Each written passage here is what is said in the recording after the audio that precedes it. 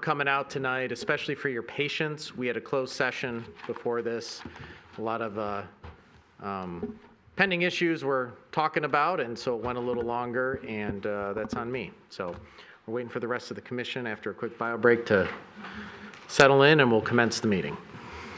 She is here, so when you go to Sharon McDonald, Price.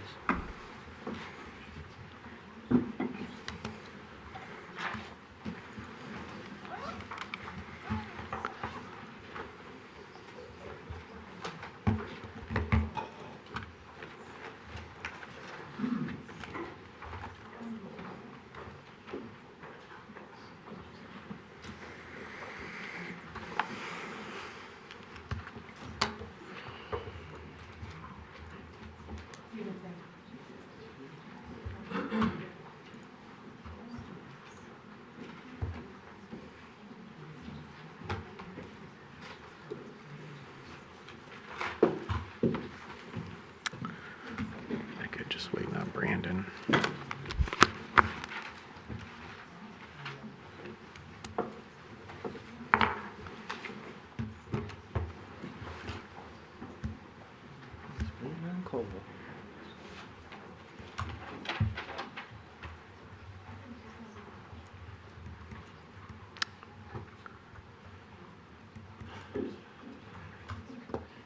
All right, we're just waiting on one. I don't know where he's at.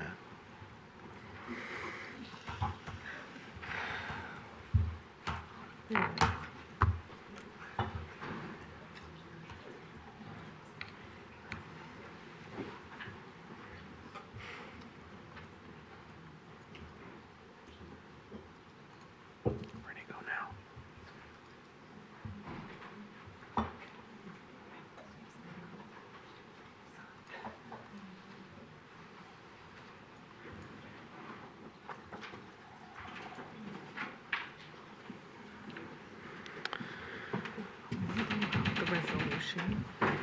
Devin's gonna talk about it, but the EEB is here. If Okay. you want to have them come up and just talk about it too. Perfect. Thank you.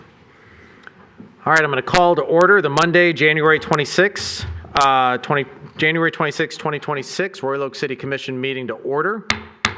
We're going to begin with an invocation given by Commissioner Cheatham. I ask that you stand if you can, please.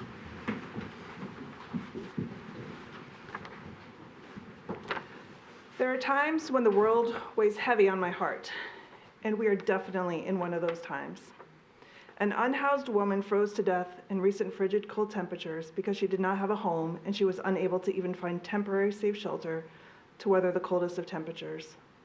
The violent and horrific actions of ICE have been broadcast across network TV and social media. Many, of course, have concerns about these actions against immigrants and protesters and observers happening in our own community. When there is so much pain and suffering, it can be overwhelming and disempowering.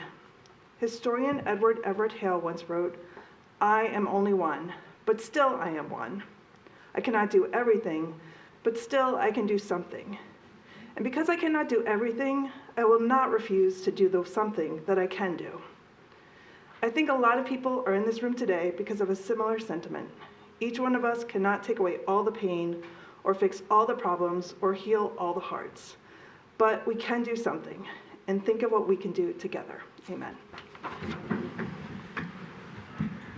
Pledge of allegiance to the flag of the United States of America and to the republic for which it stands, one nation, under God, indivisible, with liberty and justice for all.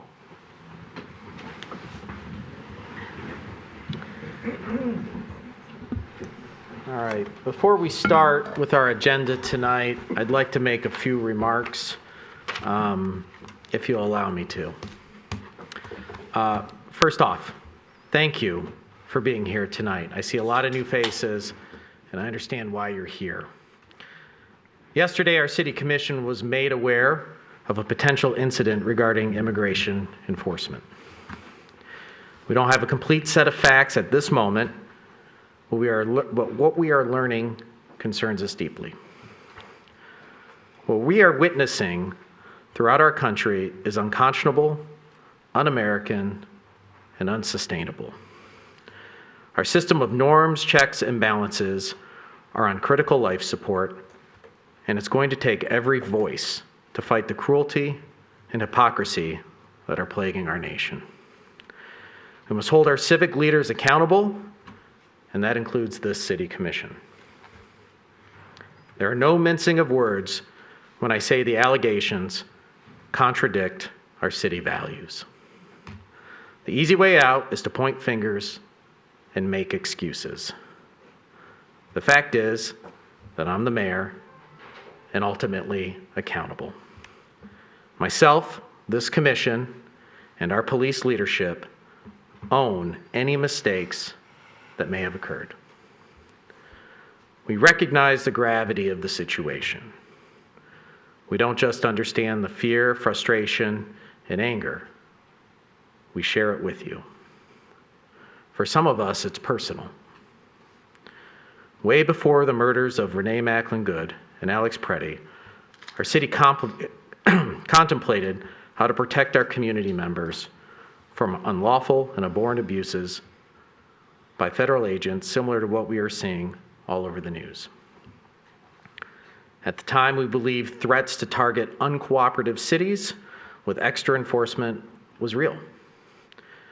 We felt an influx of agents to teach us a lesson would make us less safe and harm our immigrant communities.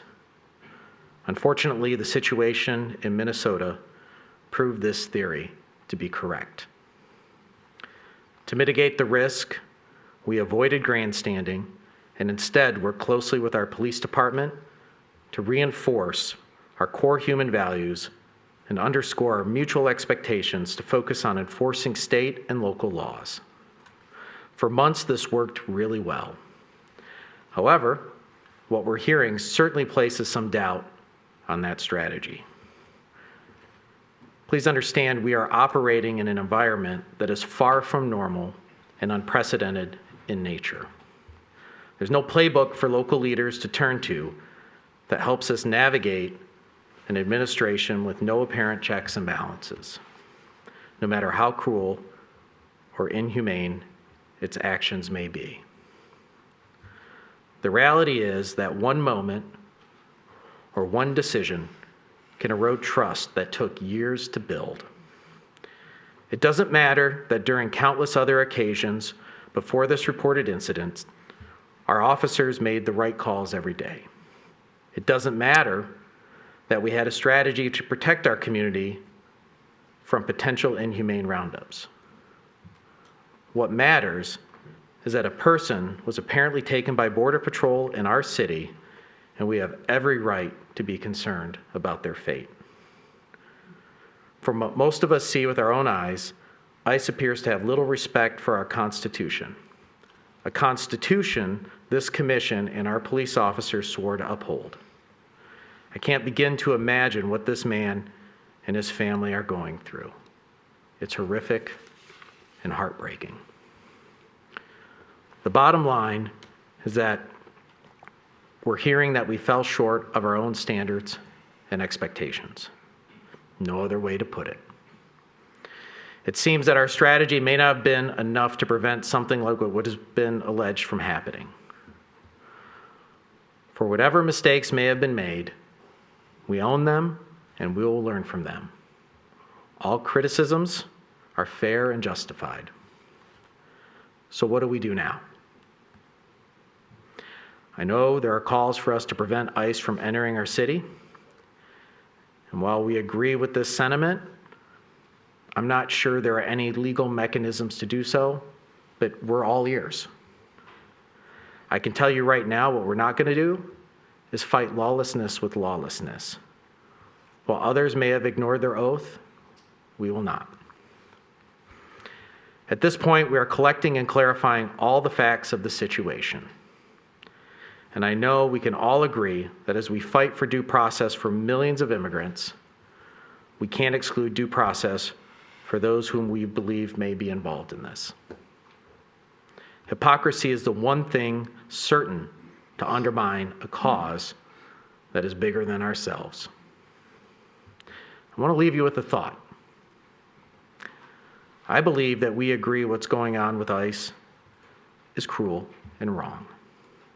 I believe we agree that our police department should continue to focus on local and state law enforcement. I believe we agree that hypocrisy is a big reason why our nation is on the brink. I believe we agree that our rights and rule of law are paramount. I believe we agree that we should hold ourselves and civic leaders accountable when we come up short. I believe we agree what is being alleged is serious and contradicts what we stand for as a community.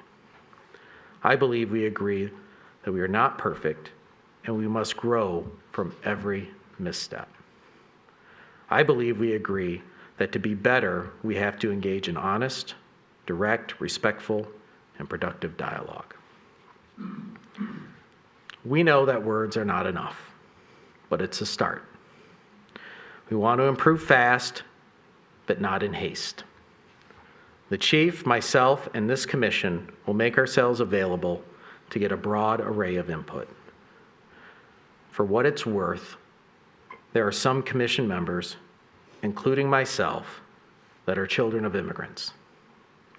What we are feeling is genuine and personal. We work hard every day in this city, and we work hard every day to keep Royal Oak a welcoming city for everyone to feel safe, whether they visit here, live here, or pass through here.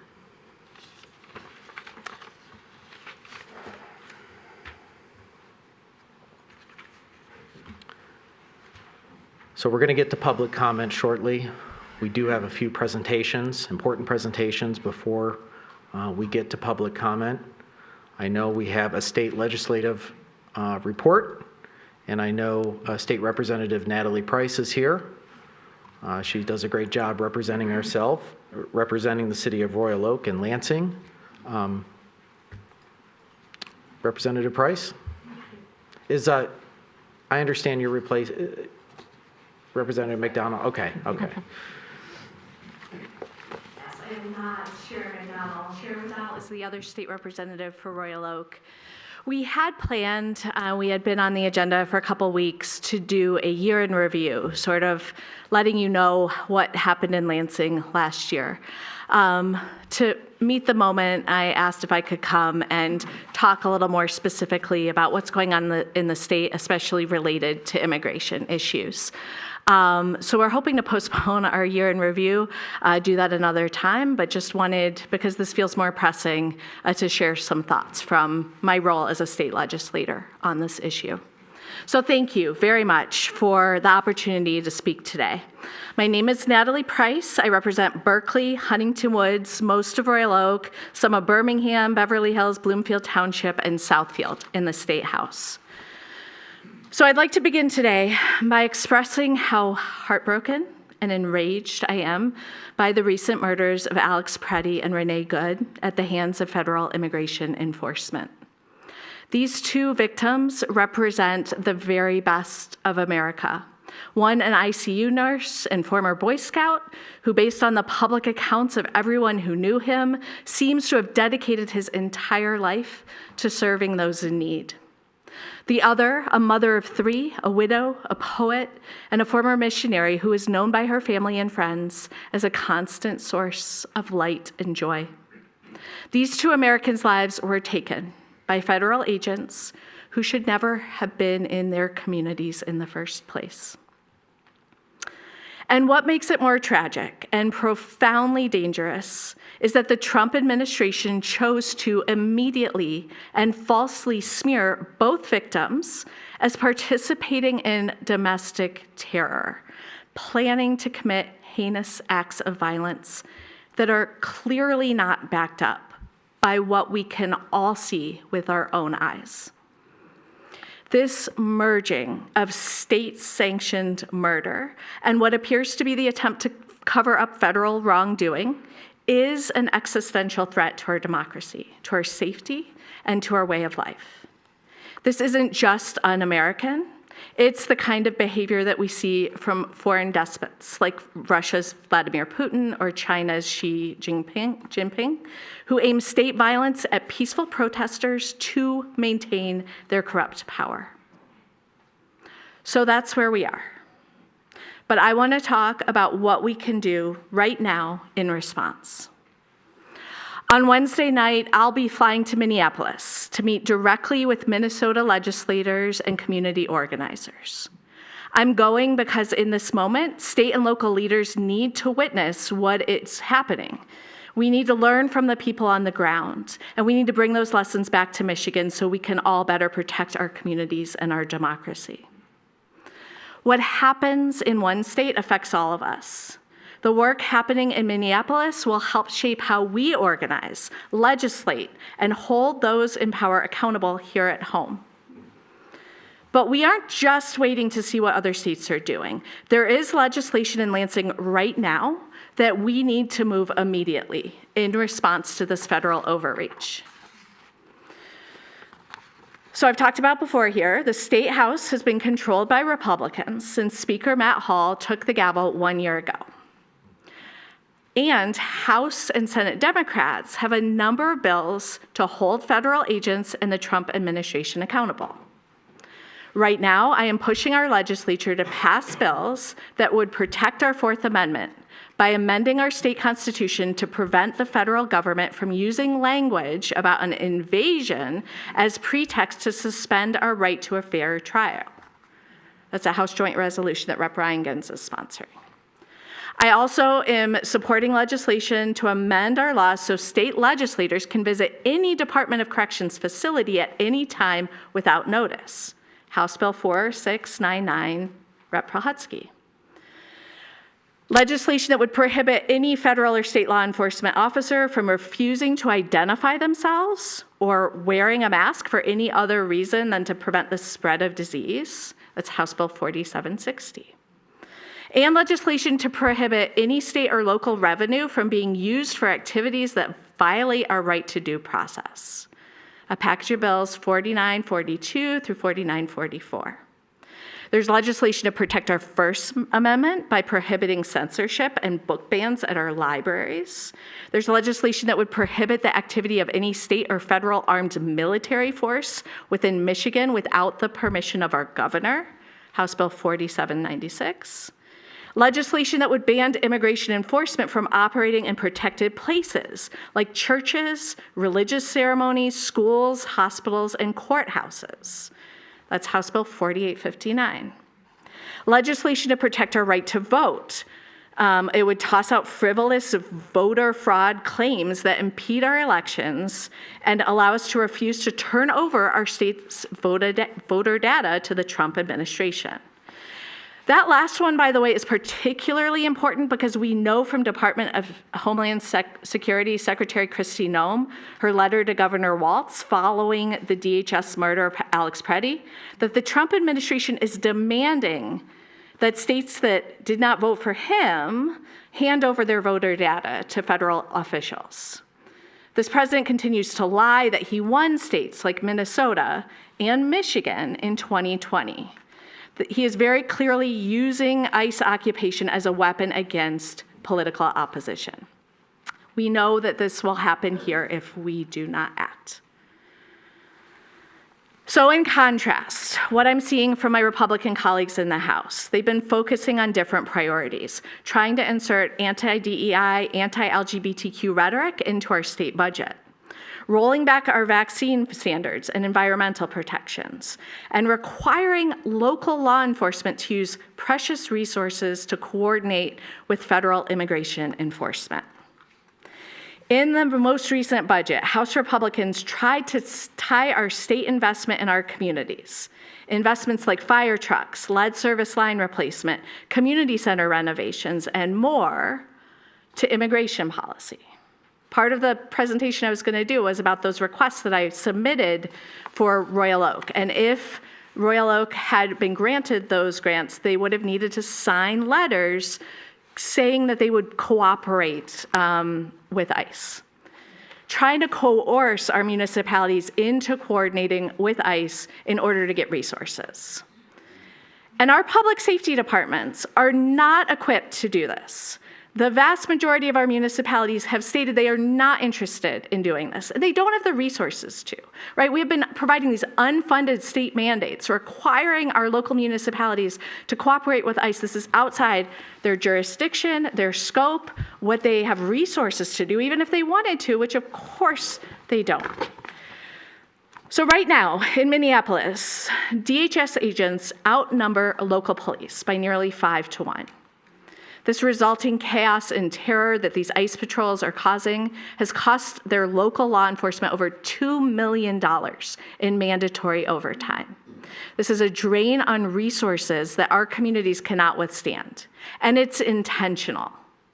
When my Republican colleagues push for us to coordinate with Trump's agents, they are imposing an unfunded mandate that drains local coffers, damages the trust that our local law enforcement departments have worked painstakingly to build since the murder of George Floyd. My colleagues and I take this threat to our peaceful communities incredibly seriously. In September, my colleague Rep. Reingans introduced a bill I was proud to co-sponsor. It would prohibit any state or local law enforcement agency from entering into an immigration enforcement agreement with the federal government. That's House Bill 4941. So here's the deal. ICE is not a public safety agency. Under this president, they have become rogue actors manipulated to impose a political agenda. They have no authority to arrest U.S. citizens based on racially motivated suspicion over their legal status. And yet, we know that more than 170 American citizens have been detained in 2025 alone. The Trump administration is sending its surrogates out to demand that legal residents carry their papers and submit to immigration checks. They are weaponizing federal agencies against political foes to bring Trump's opposition to heel. We could not be in a more dangerous moment. What we do right now will determine whether we will continue to live in a country we can recognize by the end of this president's term. We must work together to hold this administration accountable, to reject authoritarian activity in our communities, and to ensure that the power and money we entrust to our leaders is never abused. Now, if you would like to hear more about my work in Lansing, and most importantly, right now, what you need to know to protect yourself and your neighbors, my legislative office is hosting a Know Your Rights Town Hall this coming Thursday from 5:30 p.m. to 7 p.m. It will be at the Huntington Woods Public Library. I will not be there. When I planned this, I did not know I would have the opportunity to go to Minneapolis with other state legislators. But my legislative director and my constituent services director will be facilitating, and more importantly, there will be important presentations from the Michigan ACLU and the Michigan Immigrants' Rights Center. Which, by the way, Speaker Matt Hall has refused to let me put that out on any of my state newsletter because he thinks that's too political to say ACLU and the Michigan Immigrant Rights Center.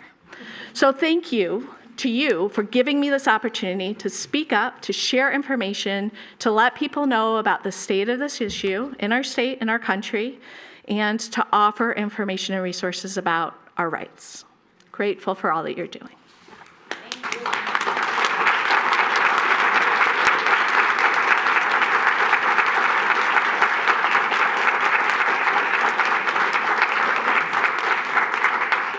Thank you, Representative Price. We appreciate the staunch and firm representation that you bring to Lansing on behalf of Royal Oak. You share our values, and you're working hard every day. There has been a significant change in the last year in terms of state overreach, and we know you are defending communities like Royal Oak so we can continue to do right by our citizens. Thank you so much for all your help.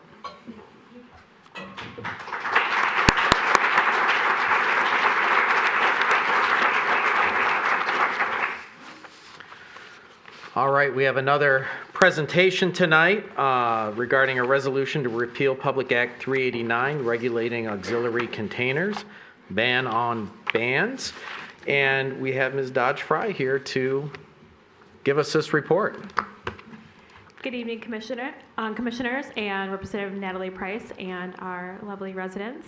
I'm here today to, in this very hard time right now, to talk about another legislative piece that we need to be taking a look at right now.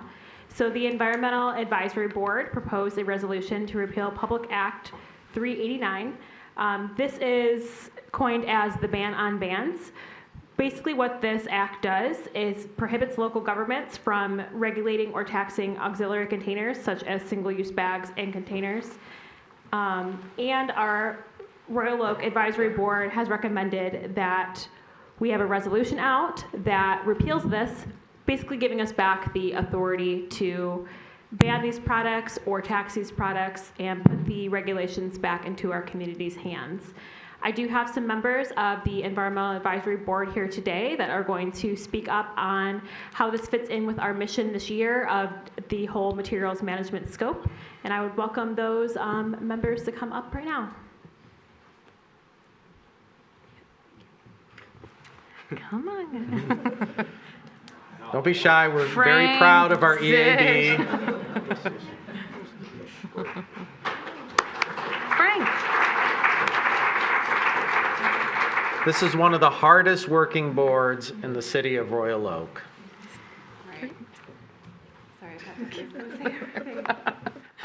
hello, thank you for the opportunity to speak. My name is Tessa Benziger, a current member of the EAB.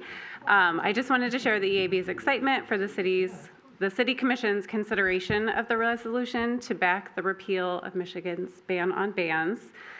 This action allows the city of Royal Oak to establish itself as a climate leader, recognizing the harm that microplastics, specifically from plastic bags and other single-use plastics, have not only on our precious waterways and ecosystems, which being a watershed community with impact directly on the Great Lakes is very important, but also on human health, as recent studies have shown these implications are vast. This also allows Royal Oak to be proactive about not wasting resources, managing the burdensome cost of single-use plastic debris, in our communities and gumming up our recycling efforts. With Detroit City Council recently adopting a similar resolution, it's the EAB's hope that as more communities actively support repealing the ban on bans, that our state legislature will be moved to act. Thank you very much for your time and consideration.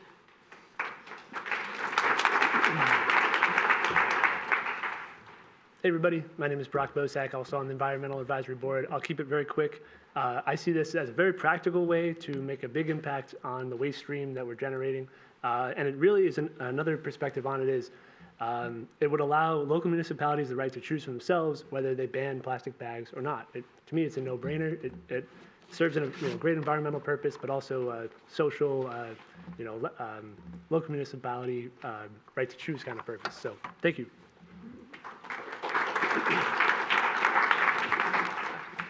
My name is Frank Kamola, and I am a member of the Environmental Advisory Board. First of all, I wanted to express my thanks to the City Commission and the Mayor for taking up this important item tonight. I also wanted to express my thanks to Tessa Benzinger, a member of the Environmental Advisory Board, who you've already heard from, for discovering the similar proposal passed by the City of Detroit and leading the effort along with the city's Sustainability Systems Manager, Devin Dodge Fry, to obtain a unanimous vote of support from the Environmental Advisory Board and submit it to you this evening. I am hopeful that the commissioners and the mayor will start the new year by supporting this proposal. It will demonstrate to the state of Michigan our city's strong support of and determination to reach the goals we established in the Sustainability and Climate Action Plan. Thank you.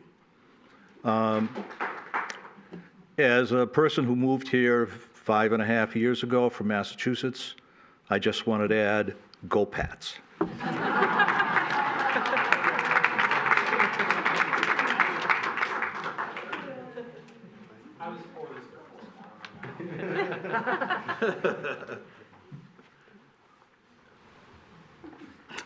Hi, I'm Siddharth Karnakaran. I just got appointed to the Environmental Advisory Board, I believe at the last meeting. So I was not involved in this proposal, but I fully support it, and I look forward to working with the wonderful members of the Advisory Board and the Commission to moving forward Royal Oak's endeavors to have a more sustainable and welcoming community. So thank you.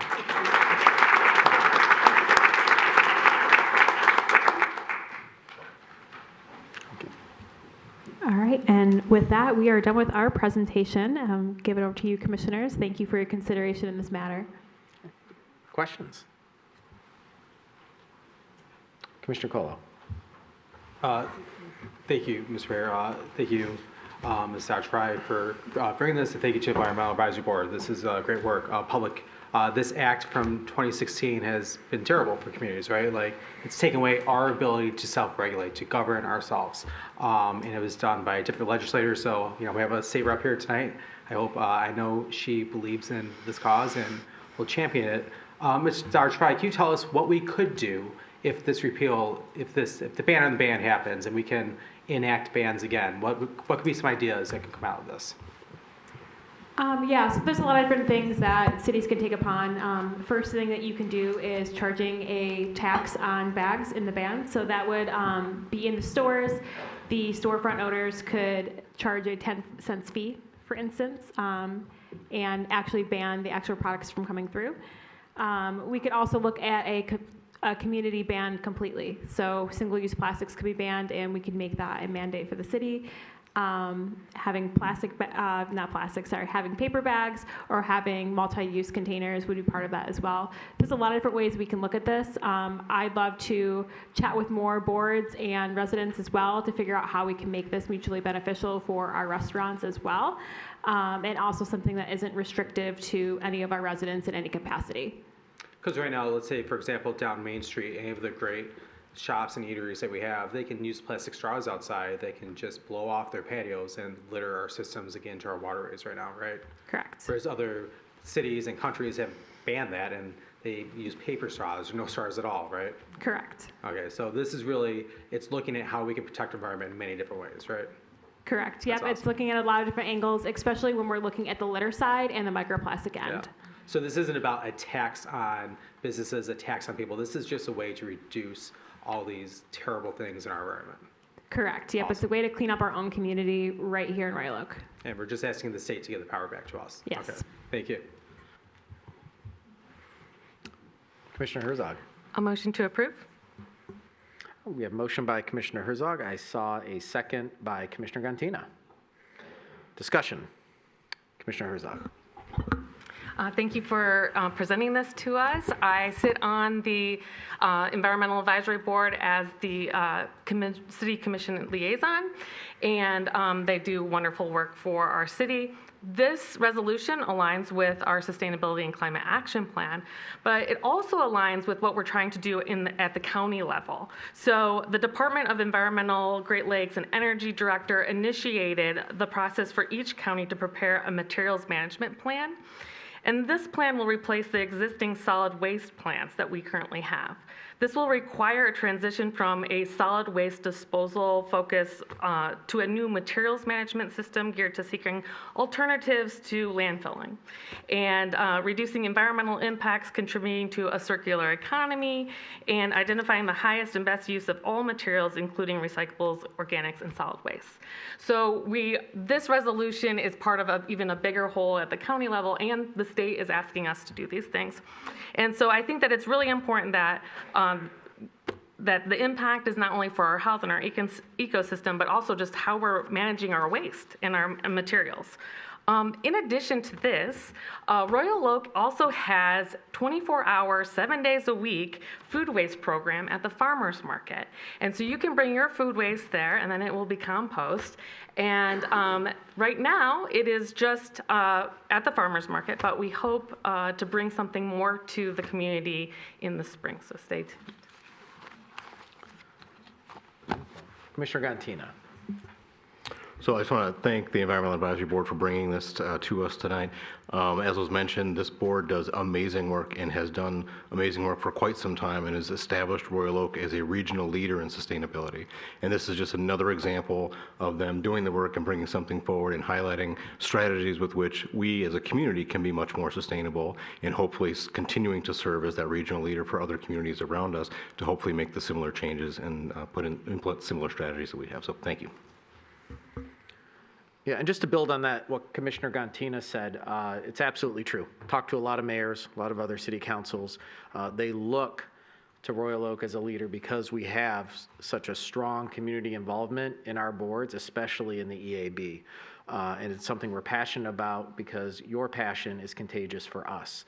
And so I would like to build off what Commissioner Gantina said, and I don't know if we have to put it in this motion, but to the extent that we can send a notification to all other neighboring cities, we could probably do it by email with a letter if you need our signatures on it. I think it's important that other communities understand that we did it here.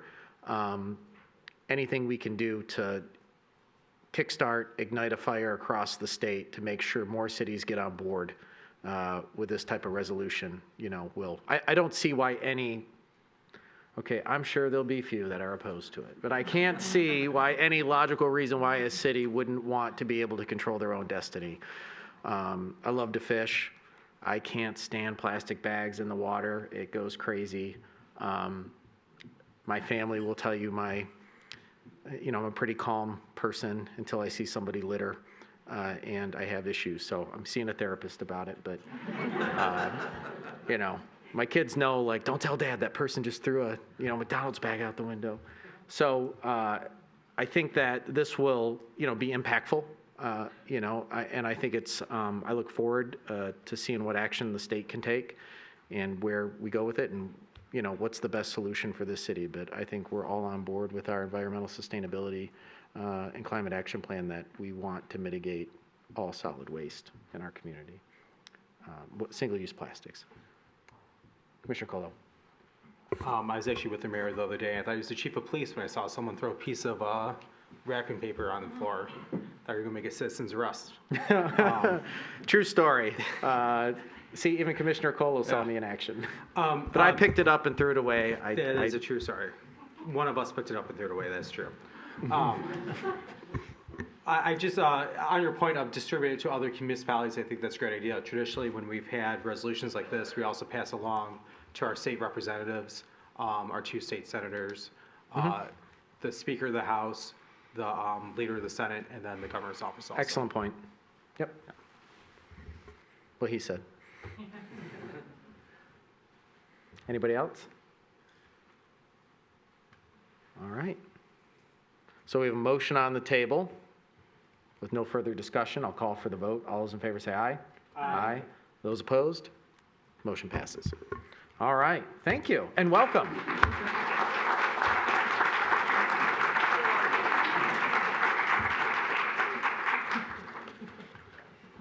All right. Item number 6 tonight. We have a presentation by Eagle Scout candidate Connor Wiglet on Chimney Swift Service Project. Welcome. Thank you for having me here today. So my name is Connor Wilgett. I'm from Troop 1634. I'm a resident here in Royal Oak. I'm a senior at Shrine High School, and my project today is to talk a little bit about the chimney swift. So up on the board, we have a photo of the chimney swift, and it is a threatened species. And like its name, it roosts in the chimneys. It can only roost on vertical surfaces. And over the last 50 or so years, there's been a decline in chimneys. And so this bird has kind of become a threatened species. Over the summer, I did some volunteer work with the Royal Oak Nature Society, and it was brought to my attention that they were looking for someone to put up a chimney swift tower. Now, this tower kind of serves as a home for these chimney swifts, and it's meant to sort of imitate a chimney. It will be located in the Fred A. Erb Arboretum, and construction should begin soon, but it should be finished sometime in the summer.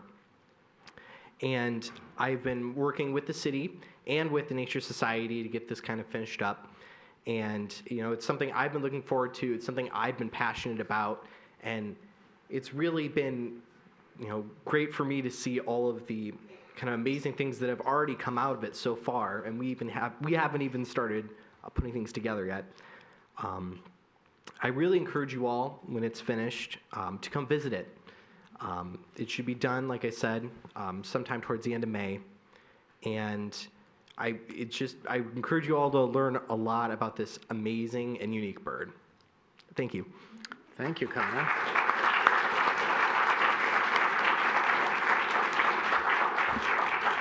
Connor, congratulations on your journey to Eagle Scout. And great presentation. Can feel your passion. And personally, I could say I learned something from you today. I'm not even sure I knew what a chimney swift was, let alone how they, you know, live and what they need to thrive. And this has been pretty interesting for us. I'll stop and say, are there any questions for Connor? Commissioner Colo? Thank you, Mr. Mayor.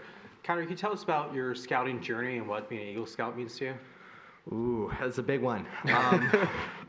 So I've been a scout since I was probably 6 years old. Scouting has played a major part in my life. It's always been there for me. I've gotten a lot out of scouting, and I've also given a lot to scouting. I've served it. I went from, you know, a young scout, learning different things, learning new things, and I've kind of transitioned into more of a role as a leader. We have many younger scouts coming in over the years, and I've kind of served as someone to teach them. Scouting has given me so many opportunities to get involved with my community, to do things like this, like volunteer work, and it's also given me many skills that I would not have even been close to receiving without it. And to me, scouting is just this major, major part of my life, and I'm so thankful I have it, and I wouldn't be who I am today without it. That's great. Thank you. And, you know, I know you said you're a senior. Best of luck to whatever you do next year. I'm sure you will do the best that you can, and you have a bright future ahead, so thank you.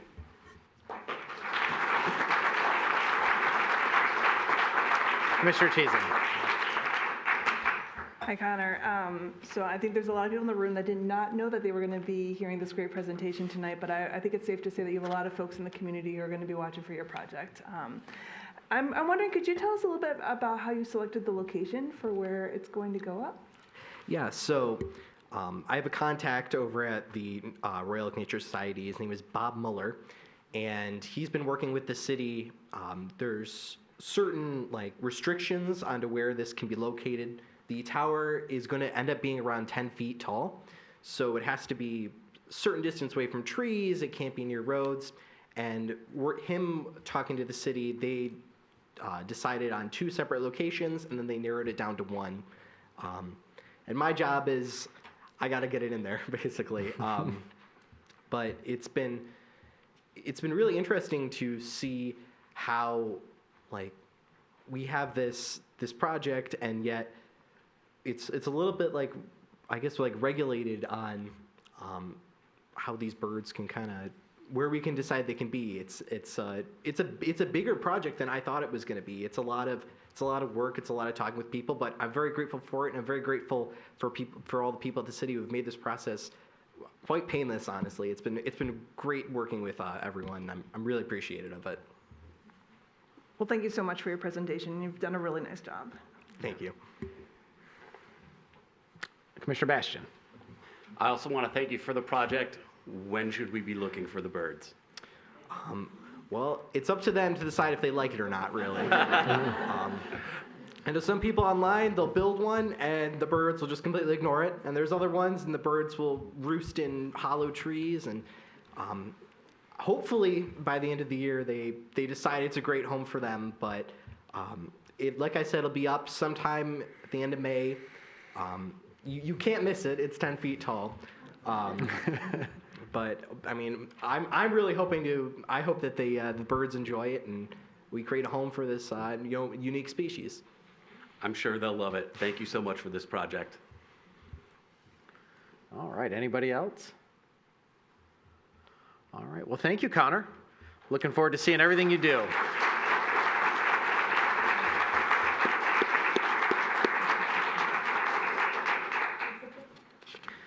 All right, Director Irwin. It's almost like you know what the agenda is before I announce it. Almost.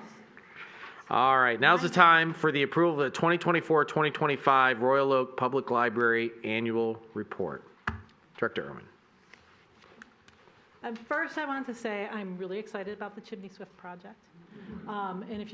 I learned about Chimney Swift by reading the book Turning to Birds by Lily Taylor.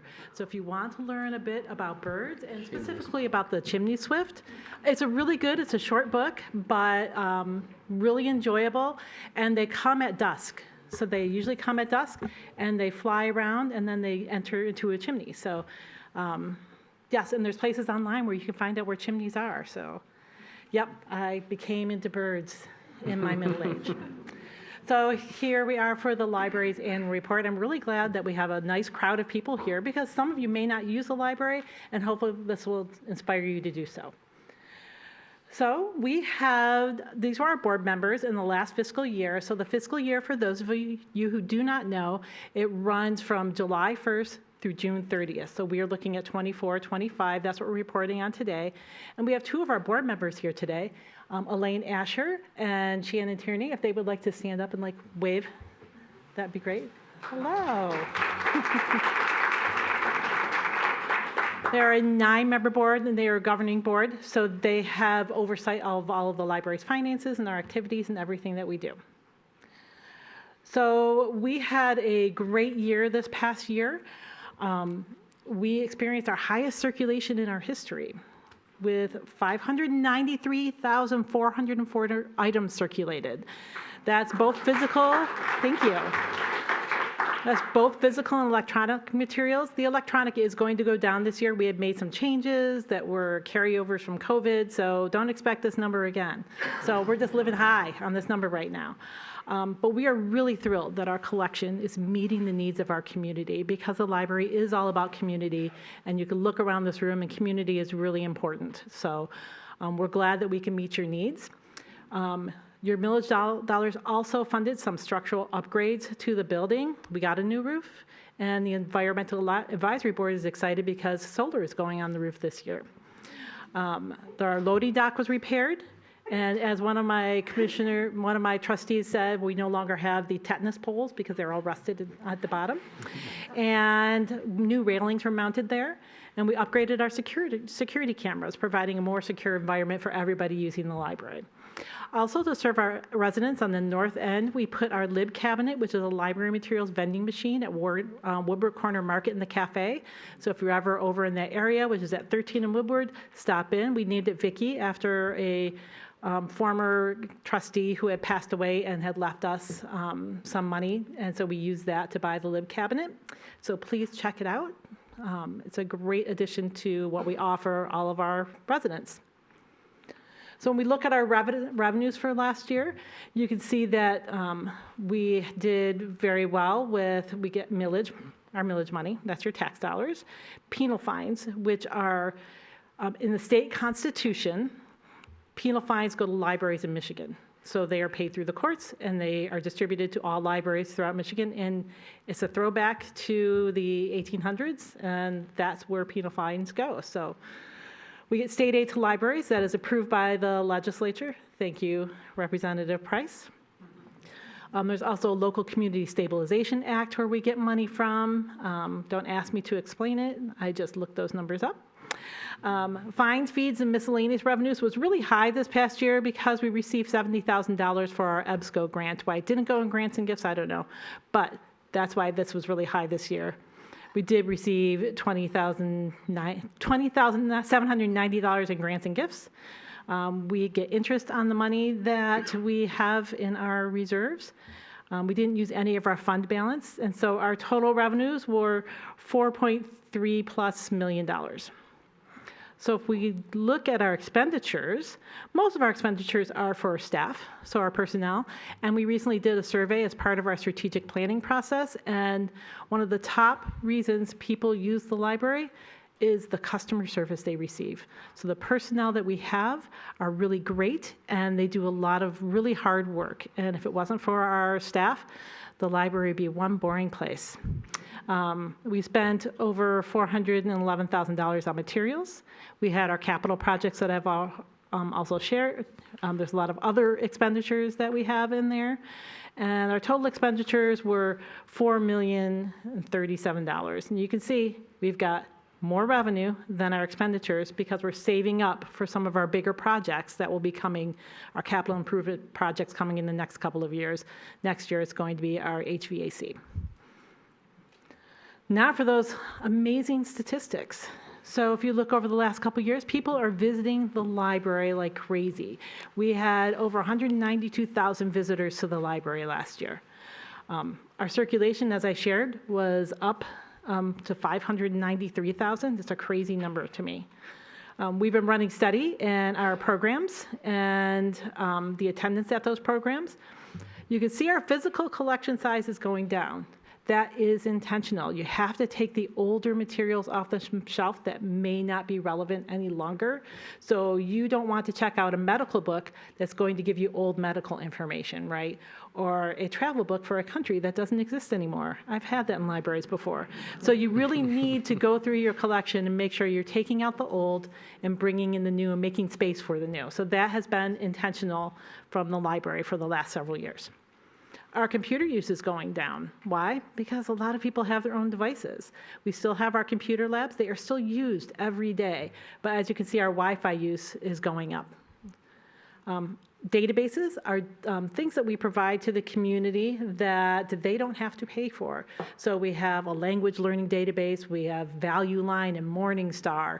So we provide all these databases, but the use of those has gone down since COVID. So it keeps going down, but we're still going to continue to provide them because they still get pretty good use. I mean, 18,000 uses, that's not something I would want to get rid of.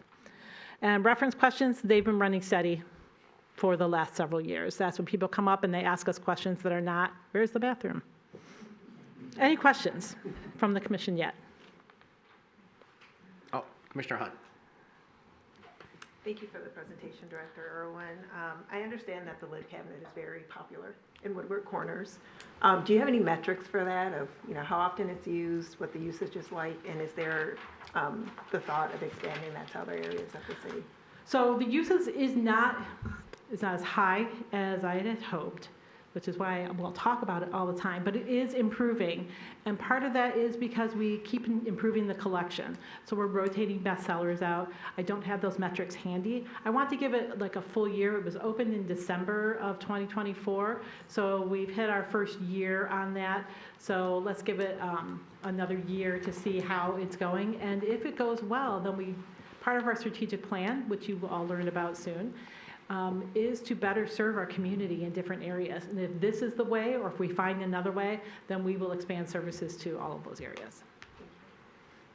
And I've just one more little page here to talk about.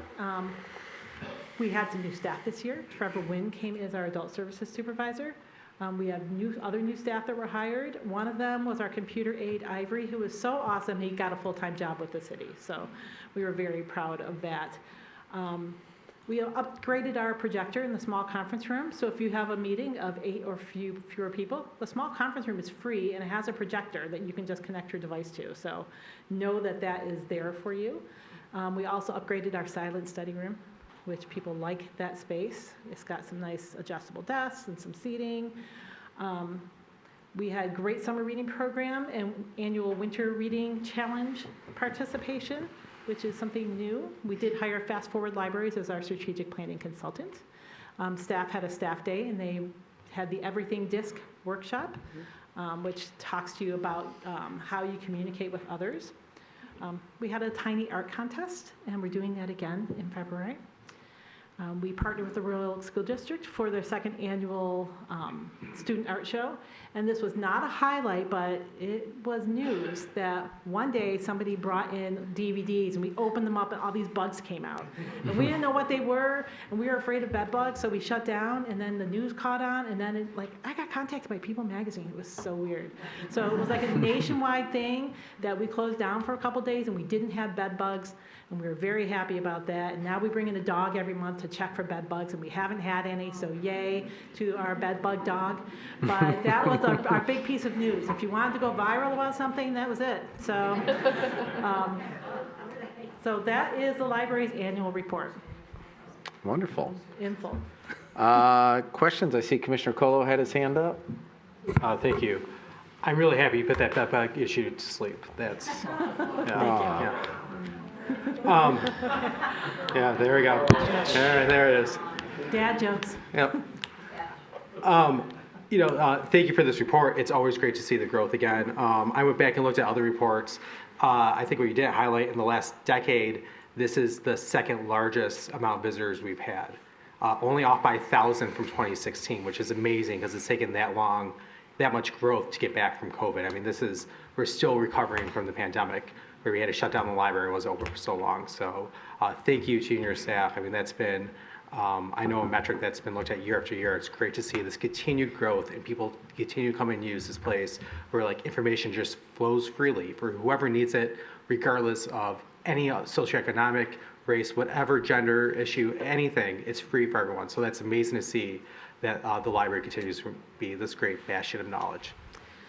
Thank you. And I would like to say we do have a resource called Press Reader, which brings in newspapers and magazines from across the globe. So if you're looking for unbiased information that is in the press, then your library card gets you access to all of those materials for free, including the New York Times. Thank you. Yeah, I'll just add what Commissioner Colo said about the numbers and the metrics. To me, what that conveys is that we're building relationships with folks that are using the library. It's not just a place to get information. It's not just a place to take your kids and read a book or do a school project. We've really built solid relationships with the clientele over the years, and they're telling their friends, and people are coming back, and it's interesting. It's almost counterintuitive in the world that we live in today, where everyone is glued to the phone. They're getting off their couch, coming into the library, they're going online, using the resources, and it's a testament to the hard work of our staff, hard work of you, and again, equally hardworking, just like the Environmental Advisory Board, we have an outstanding library board.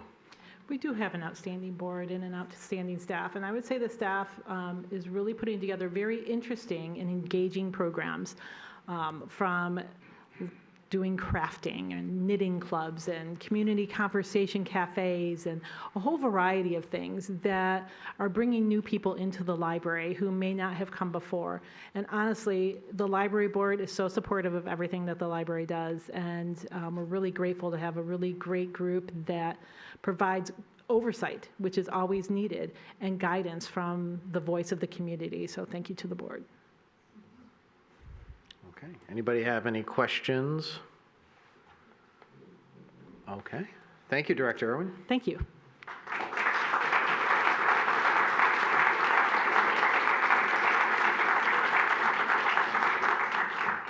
Okay, we have a resolution in front of us to accept, or the language may say approve here, the annual report.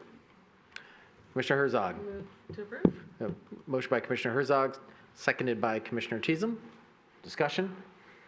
With none, I'll call for the vote. All those in favor say aye.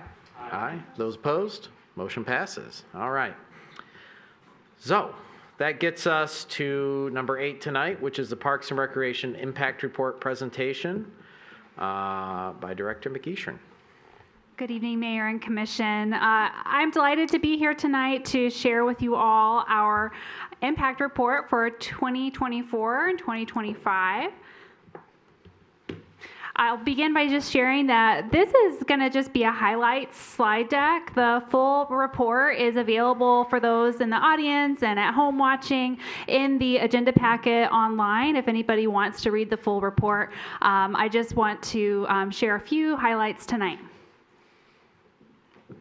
So first up, we're going to talk a little bit about our parks. So Royal Oak's really fortunate to have a really amazing park system of 51 parks, and it's something we can hang our hat on and be really proud of. We had 4 really special park improvement projects last year, including Lockman Park, 13 and Main Park, Hamer Finch Wilkins Park, and at the Herb Arboretum.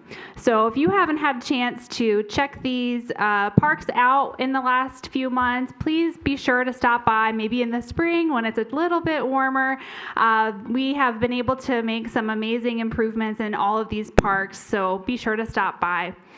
I do want to highlight that over the course of the year, we had 583 pavilion rentals. That is a service that my team operates, and it's a really amazing number. We don't always get to look at these numbers except for once a year when we pull them. So 583 pavilion rentals.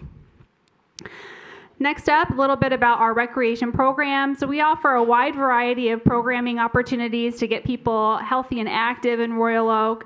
Last year, we had over 7,600 participants in various recreation programs for all ages, from preschool up into our adult softball leagues. Next, a little bit about our senior center. We had over 34,000 participants, including more than 5,000 meals served and 13,000 transportation rides for people in our community. So these are just a few of the services that my team at the Senior Center offers the community, and we're really amazed every year to see these statistics. Next, of course, our wonderful farmers market. You heard a little bit earlier about the composting initiatives there, but if you didn't know, 2025 was our centennial for the market.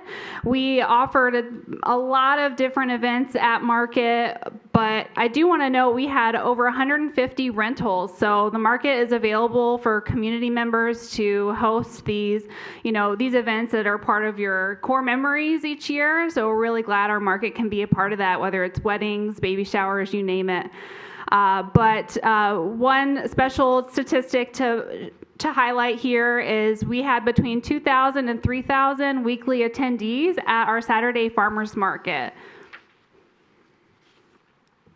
Next up, our ice arena. So our ice arena had another great year. So in addition to their open skate program at the 2 sheets of ice in the indoor rink, we had our Learn to Skate registrations. I thought this was pretty impressive. Over 1,200 Learn to Skate participants, getting people to learn how to skate for the first time, get those young kiddos into that rink. And 47 adult hockey teams. Our golf course had another big year. We have a 9-hole golf course that we operate in the city, and we had over 30,000 rounds of golf played and more than 250 junior golf campers. So if anybody has little ones looking for something fun to do this summer, we do operate a junior golf camp. Next up, our driving range and mini golf. Over 135,000 buckets of range balls were sold and more than 30,000 rounds of mini golf. So it was a busy year for our golf center. And last, I just want to highlight our special events. So we partner on we offer 3 major special events last year, and 2 are kind of our longtime events, Art Fair and our car show in the park, in Memorial Park. But most exciting is our new partnership with Oakland County Parks. We brought the Great Marshmallow Drop to the city in partnership with Oakland County, and we had over 10,000 people in attendance at that event right here in Royal Oak, and we are, fingers crossed, anticipating the county coming back next year for Marshmallow Drop, so stay tuned for that. But really excited about these events. I've been here a year and a half, so it's my first go-round being a part of these events, and I was really proud of our team and what we were able to bring to the city. With that, I'll just answer any questions that anybody has. All right, questions? Commissioner Colo. Yeah, so as a Parks and Rec board member here, I just want to thank you for this presentation. This is one of the first years we've seen it in this format, and I think it's extremely helpful to help us let residents know how we're providing for them through the millage that they fund. So tons of programs, a lot going on. So thank you for clear, such a clear, concise document that we could share with the residents. Mm-hmm. You're welcome. Yeah, I'll echo that. I mean, I think it's great to have something here that really conveys everything that we're doing. I think when people that aren't as involved or use our Parks and Rec system, I think sometimes they forget to understand how many other people use it and all the elements from what we do out of our senior center, special events, golf, skating, you name it. And the countless other day-to-day things. We have over 50 parks in 11 square miles. I don't think any community can tout something so significant. You're not more than, a quarter mile from a park in the city of Royal Oak, which is, it's our greatest asset and treasure, but it takes a lot of work to manage that as well. 50 parks, keep them cut, keep them clean, doing the inventory on playground equipment, softball fields, you name it, soccer fields. It's a lot of work, and on top of it, we have all these other amazing programs we're doing. So we understand how hard the staff works, and it is a pride point and a major quality of life attribute in the city. So thank you for the report. Thank you.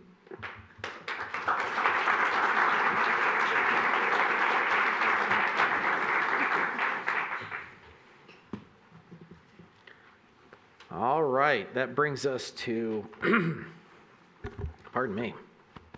Item 9 on tonight's agenda, which is the approval of the agenda.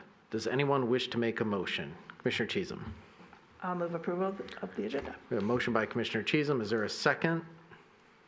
Second by Commissioner Bastian. All right, discussion on the agenda. All right, with none, I'll call for the vote. All those in favor say aye. Aye. Those opposed? Motion passes. All right, this brings us to item 10, which is public comment. There's a few ground rules we read before every public comment. I know some of you are first-timers here tonight, or maybe don't come as often.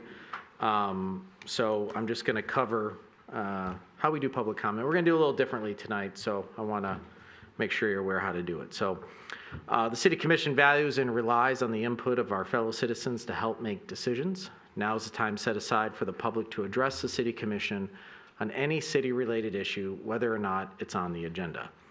I ask that comments be directed to the Commission as a whole and not to individual commissioners. The city has made it easier for you to request a follow-up on an issue or leave public comment by simply scanning the QR code you see displayed. Please make sure to double-check your information for accuracy, as staff may utilize it for post-meeting responses. In the event that you feel uncomfortable using a QR code or your camera isn't working very well, we have our community engagement specialist there. I knew that. I could see part of Ms. Judy Davids over there. Okay, hi, Judy. She's happy to take your information. I mean, if you have a question, notwithstanding it being rhetorical, she will take that question and try to get an answer for you from the appropriate department or any one of us. But if we can't find you, we can't get you the answer. So if you wish to speak tonight at public comment, please form a line to the east side of the commission chambers. Please wait until recognized by me, the mayor, then step up to the podium. For the record, we'll ask you to state your name and address. Please be mindful that the City Commission wants to hear from everyone who wishes to speak tonight, so comments are limited to 3 minutes per speaker, not per topic. And we have a timer at the podium to help you keep track of your allotted time. Please note the City Commission will not typically respond directly to questions during public comment. However, we are taking notes and will address questions when the agenda topic is discussed, or refer it to the proper city department for matters that aren't on tonight's agenda. And staff are taking notes and look into matters as needed. And I want to just underscore, for those of you who may not have watched a meeting, been here before, watched the news, been on the Facebook forums, when we get to public comment, we want to be respectful of every person speaking at public comment, okay? I think we all agree that, there are people that may have different views on things, and we don't want anyone ever to feel intimidated or unwelcome at this podium to speak their mind. So we ask, and there's a bunch of rules on the back of the sheet, but the ones I want to highlight, we had a lot of presentations today, and typically when we have presentations, it's okay to applaud and clap.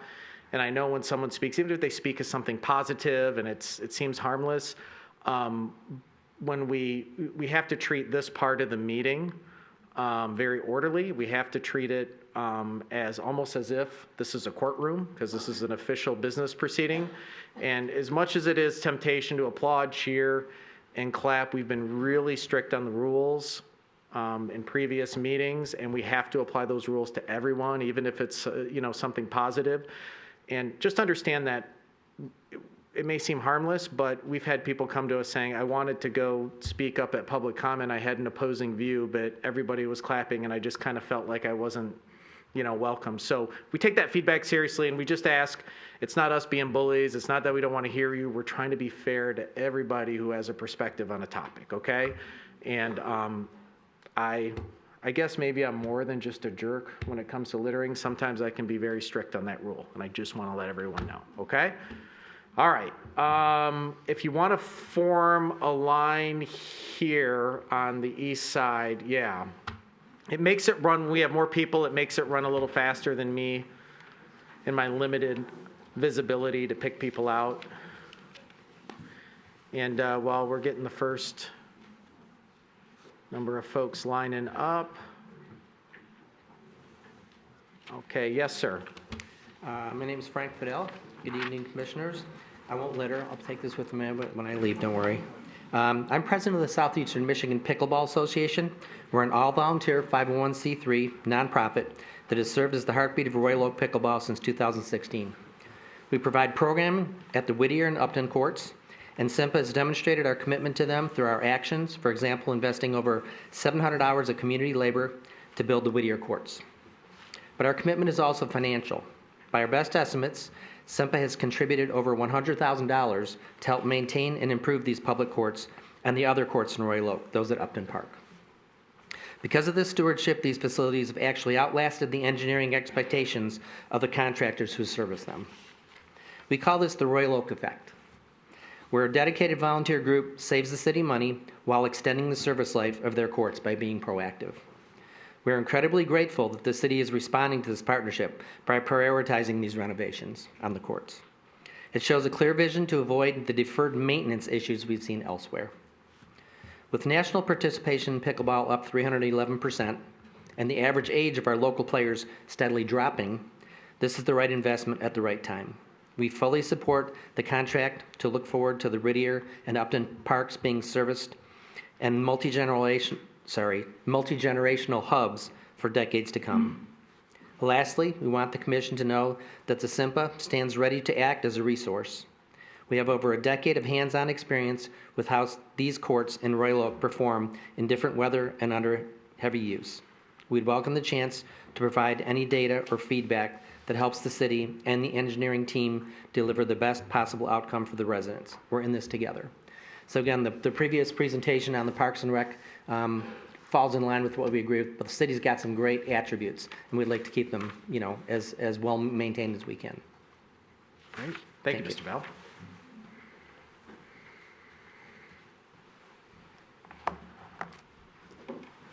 Good evening, everyone. Thank you. My name is Audrey Boyod. I'm representing the group, the local indivisible group, We the People Dissent. On January 21st, around 9:30 p.m. on Woodward Avenue, between Lincoln and 9th Street, Emerson was pulled over by a Royal Oak police officer. And the reason given was that his license plate was expired, but it was not. It was going till April. Emerson was able to show ID, driver license, as well as a photo of his social security card. He clearly had documentation, but the police officer took his paperwork, went back to his car, and waited 40 minutes. Then suddenly a Border Patrol car arrived and took Emerson. Emerson is now detained in Battle Creek in Calhoun County.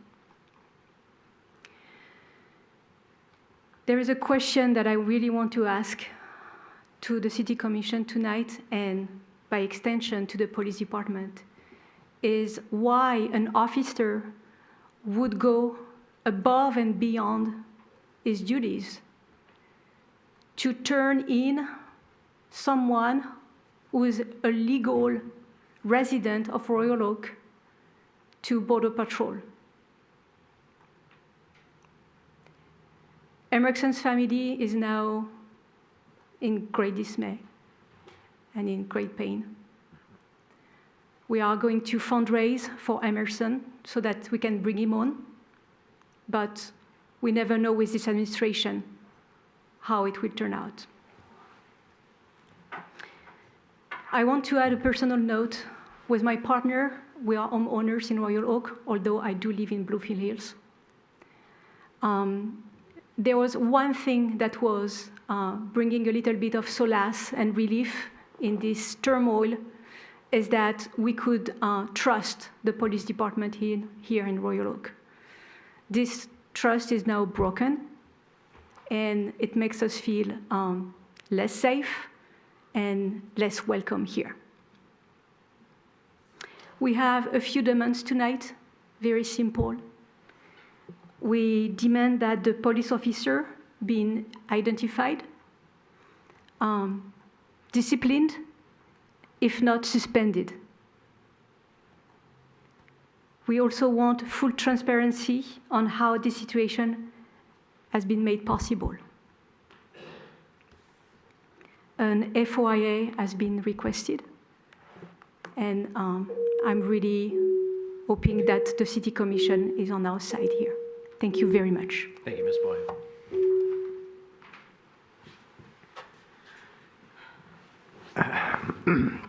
Thank you very much to my Board of Commissioners here, and thank you to the last speaker, because I was hoping to come here to get some more information about this incident that had happened.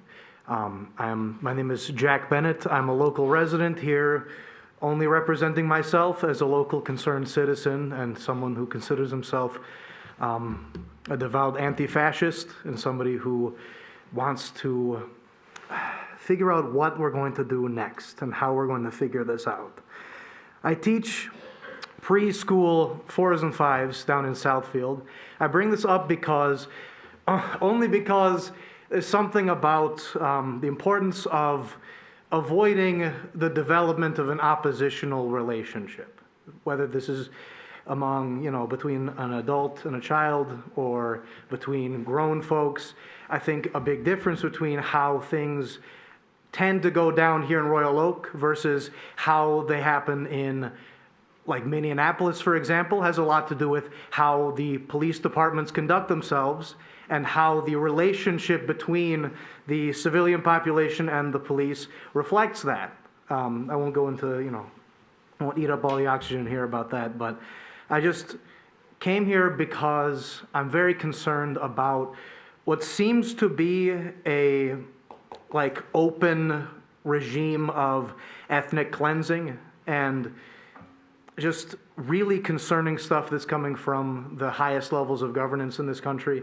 And so to wrap up with my last 90 or so seconds here, I just feel like, I know like you said, we are not going to meet lawlessness with lawlessness. There's certain latitude that we have and certain levers that different people have to pull at different times. I guess what I really want to say is that what the people can use the most is information. I mean, material stuff is important too, but information is really, really important. We have to keep track of where ICE is operating, and civilians have been taking action across this country to record and monitor these actions within their legal rights to do so. And I'll just give up my last 30 or so seconds and say thank you very much for listening, and knocking on wood for luck, everybody. All right. Thank you very much. Thank you, Mr. Bennett. Hello, everyone. Thank you, Board, for allowing me to speak. My name is James Endress. I'm a member of SMPA for about a year now. We've been the boots on the ground for the courts, the pickleball courts, since they were built in 2010. We're an all-volunteer 501c3, and we've been treating these courts like they're in our own backyards. We really appreciate the city stepping up with this contract, and it's great to see a proactive plan to keep these courts in top shape rather than letting them fall into the kind of disrepair that some of the tennis courts have been.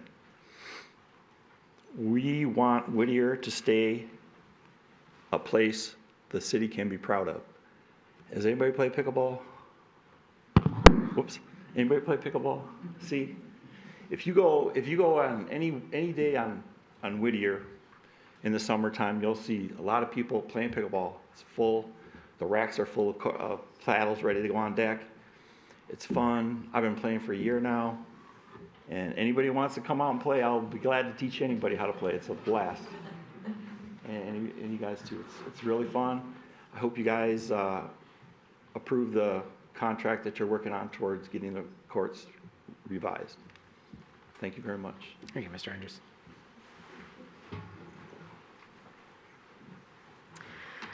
Good evening. Thank you for allowing me to speak. My name is Erin Hopkins, and I am a Royal Oak resident and former Teachers Union representative in District of Columbia Public Schools in Washington, D.C. I'm also a elementary school teacher in a neighboring city. Thank you for your remarks earlier today about specifically what's going on in Minneapolis, what's going on with ICE in the country in general, and especially this very concerning report about someone who was a legal resident who was arrested or detained without probable cause. I have to say, as a member of the queer community, I was heartbroken when a member of my community, Renee Good, was slain in the street. But this isn't just about my community. ICE has already killed 9 people in 2026, with a huge caveat that those are the people that we know about. I am a student and teacher of history, and that compels me to say that if Renee Good and Alex Preddy are the only 2 names that you can name as victims of ICE executions in 2026, then I suggest you pause and reflect on your privilege and start learning and listening to, or learning from and listening to the Black, brown, and indigenous people who the United States government has been targeting, kidnapping, and brutalizing for hundreds of years. I'm saying this specifically in light of recent press releases from the federal government, specifically the Department of Labor, and the head of DHS herself, who has used at least 3 times neo-Nazi and white supremacist images, quotes, and songs to attract as many new ICE recruits as they can. Speaking more locally, while I was happy that Royal Oak has not entered into the 287G task force model partnership with ICE like some of our neighboring towns have chosen to do, it clearly was not enough to keep all of our community members safe. I'm alarmed to hear possible reports of our OPD officer allegedly stopping a family in a vehicle without probable cause and then calling ICE on them.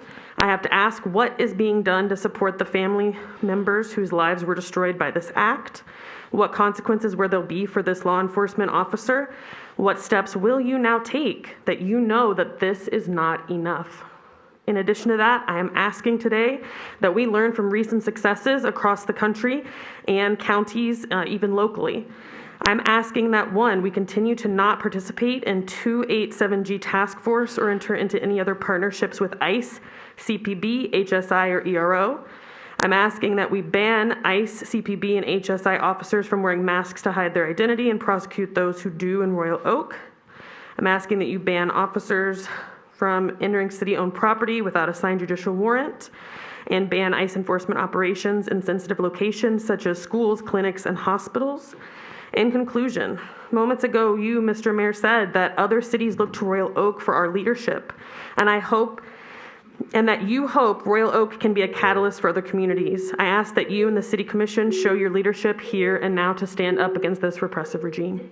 Thank you. Thank you, Ms. Hopkins.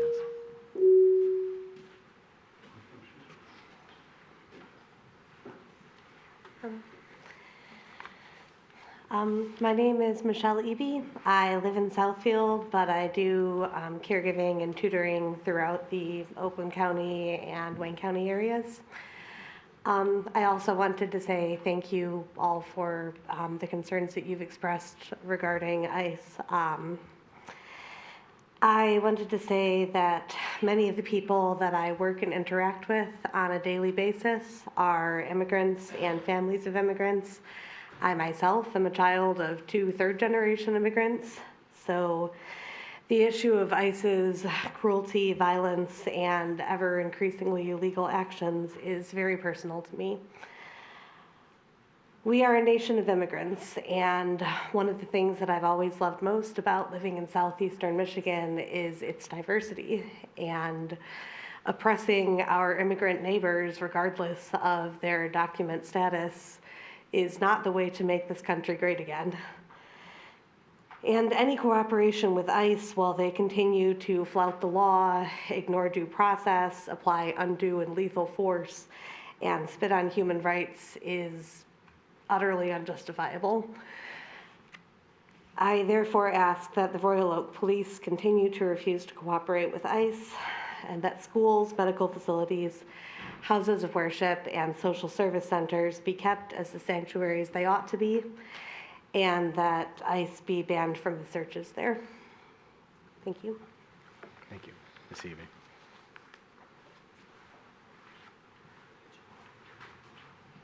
Hi, my name is Kathy Graham. I'm a resident of the city of Royal Oak. I moved here about 1.5 years ago. I want to start by saying that I appreciate the opening statement from the mayor, and I appreciate the commission for stepping up. I'm here tonight to request that the city of Royal Oak enact whatever it needs to do to prevent our city police from working with Custom and Border Patrol and ICE and any other federal organization that's kidnapping people without due process. Royal Oak is better than that. I moved here because of the diverse, caring community that celebrates everyone, that has wonderful neighborhoods, parks, as we've heard, plenty of programs from the library. We have something truly for everyone in this community, and not other communities can say that. We're better because of our diversity and our knowledge and experience that diverse people bring to this community. We're a cool destination because of its diversity and the people that we have welcomed here. As it's been reported, there was an incident on January 21st where a driver and his family were pulled over supposedly for a license plate expiration, but his plate was good until April. It also was reported that the driver presented a valid driver's license to the officer and a photo of his social security card. If true, I would hope that the officer involved would be suspended and retrained because they obviously didn't follow the ways that they should have followed processes. I was always raised to believe that a police force is supposed to protect and serve its community, with serve being the key word. That is a point of, the thing that bothers me most about this is how will our residents trust our police force to help them if these kinds of things they're involved in occurring? I think Royal Oak has done a really great job with its police force and being a true member of the community, and I would hate to have this be the starting point where something like that changes. With all the laws that ICE is openly breaking and the fact that they are not giving people the due process required under the U.S. Constitution, I'm asking that the Commission be a leader and be better. Put our community first and bar the Royal Oak Police Department from calling ICE to turn people in or with working with ICE at all. I also want to remind the Commission and everybody that an immigration offense is a civil offense. It is not a criminal offense. Thank you for your time, and again, I appreciate your statement at the beginning of the meeting.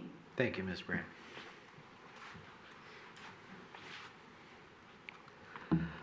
I'm Elaine Asher. I live at 1003 Irving Avenue. I heard about the ICE incident an hour before I came to this meeting. It really upset me. My husband got on the internet and tried to find a trustworthy news item about it, and it was a cursory search, but he could not.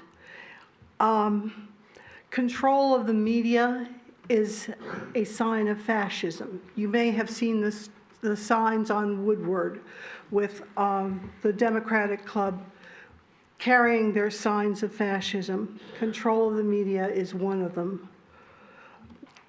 Lack of due process is another, and I really came up here to say thank you to the mayor and to the commission, to Natalie Price, and to the chief for being here tonight, because I trust that you will do a good job in chasing down what happened, getting the facts, being transparent about it, and I want to offer my praise to this progressive council that I think has always done a very good job. Thank you very much. Thank you, Ms. Asher. My name is Claire. I'm 25 years old. I've been a resident of Royal Oak for over 2 decades now. I'm here because I'm concerned for my community members being detained, and I'm also concerned that if this continues to happen, there will be an escalation of violence on top of the existing violence and recent events. I think I'm going to reuse a word that Audrey used, transparency. There needs to be transparency on the exact written, as in legally binding involvement between the Royal Oak Police Department and ICE, if there is any. And if there is any and I'm not aware of it, then that's on me. And I think there needs to be a questioning of the potential for there to be covert or unspoken involvement between the Royal Oak Police Department and ICE. Thank you. Thank you, Claire. Hello, my name is Kevin. I'm a resident of Royal Oak. I live on Merrill Avenue. I came to lend my voice in support of all the people that are talking about the ICE incident here. And what I want to ask is that there's transparency and a way for us to follow up and know what happened. Because I think one of the most frustrating things has been watching people who we've put in power, or they're supposed to lead us, sort of surrender in advance or virtue signal things that they're doing, but not actually be out there doing things. And that's what I wanted to add to it. Thank you, Kevin.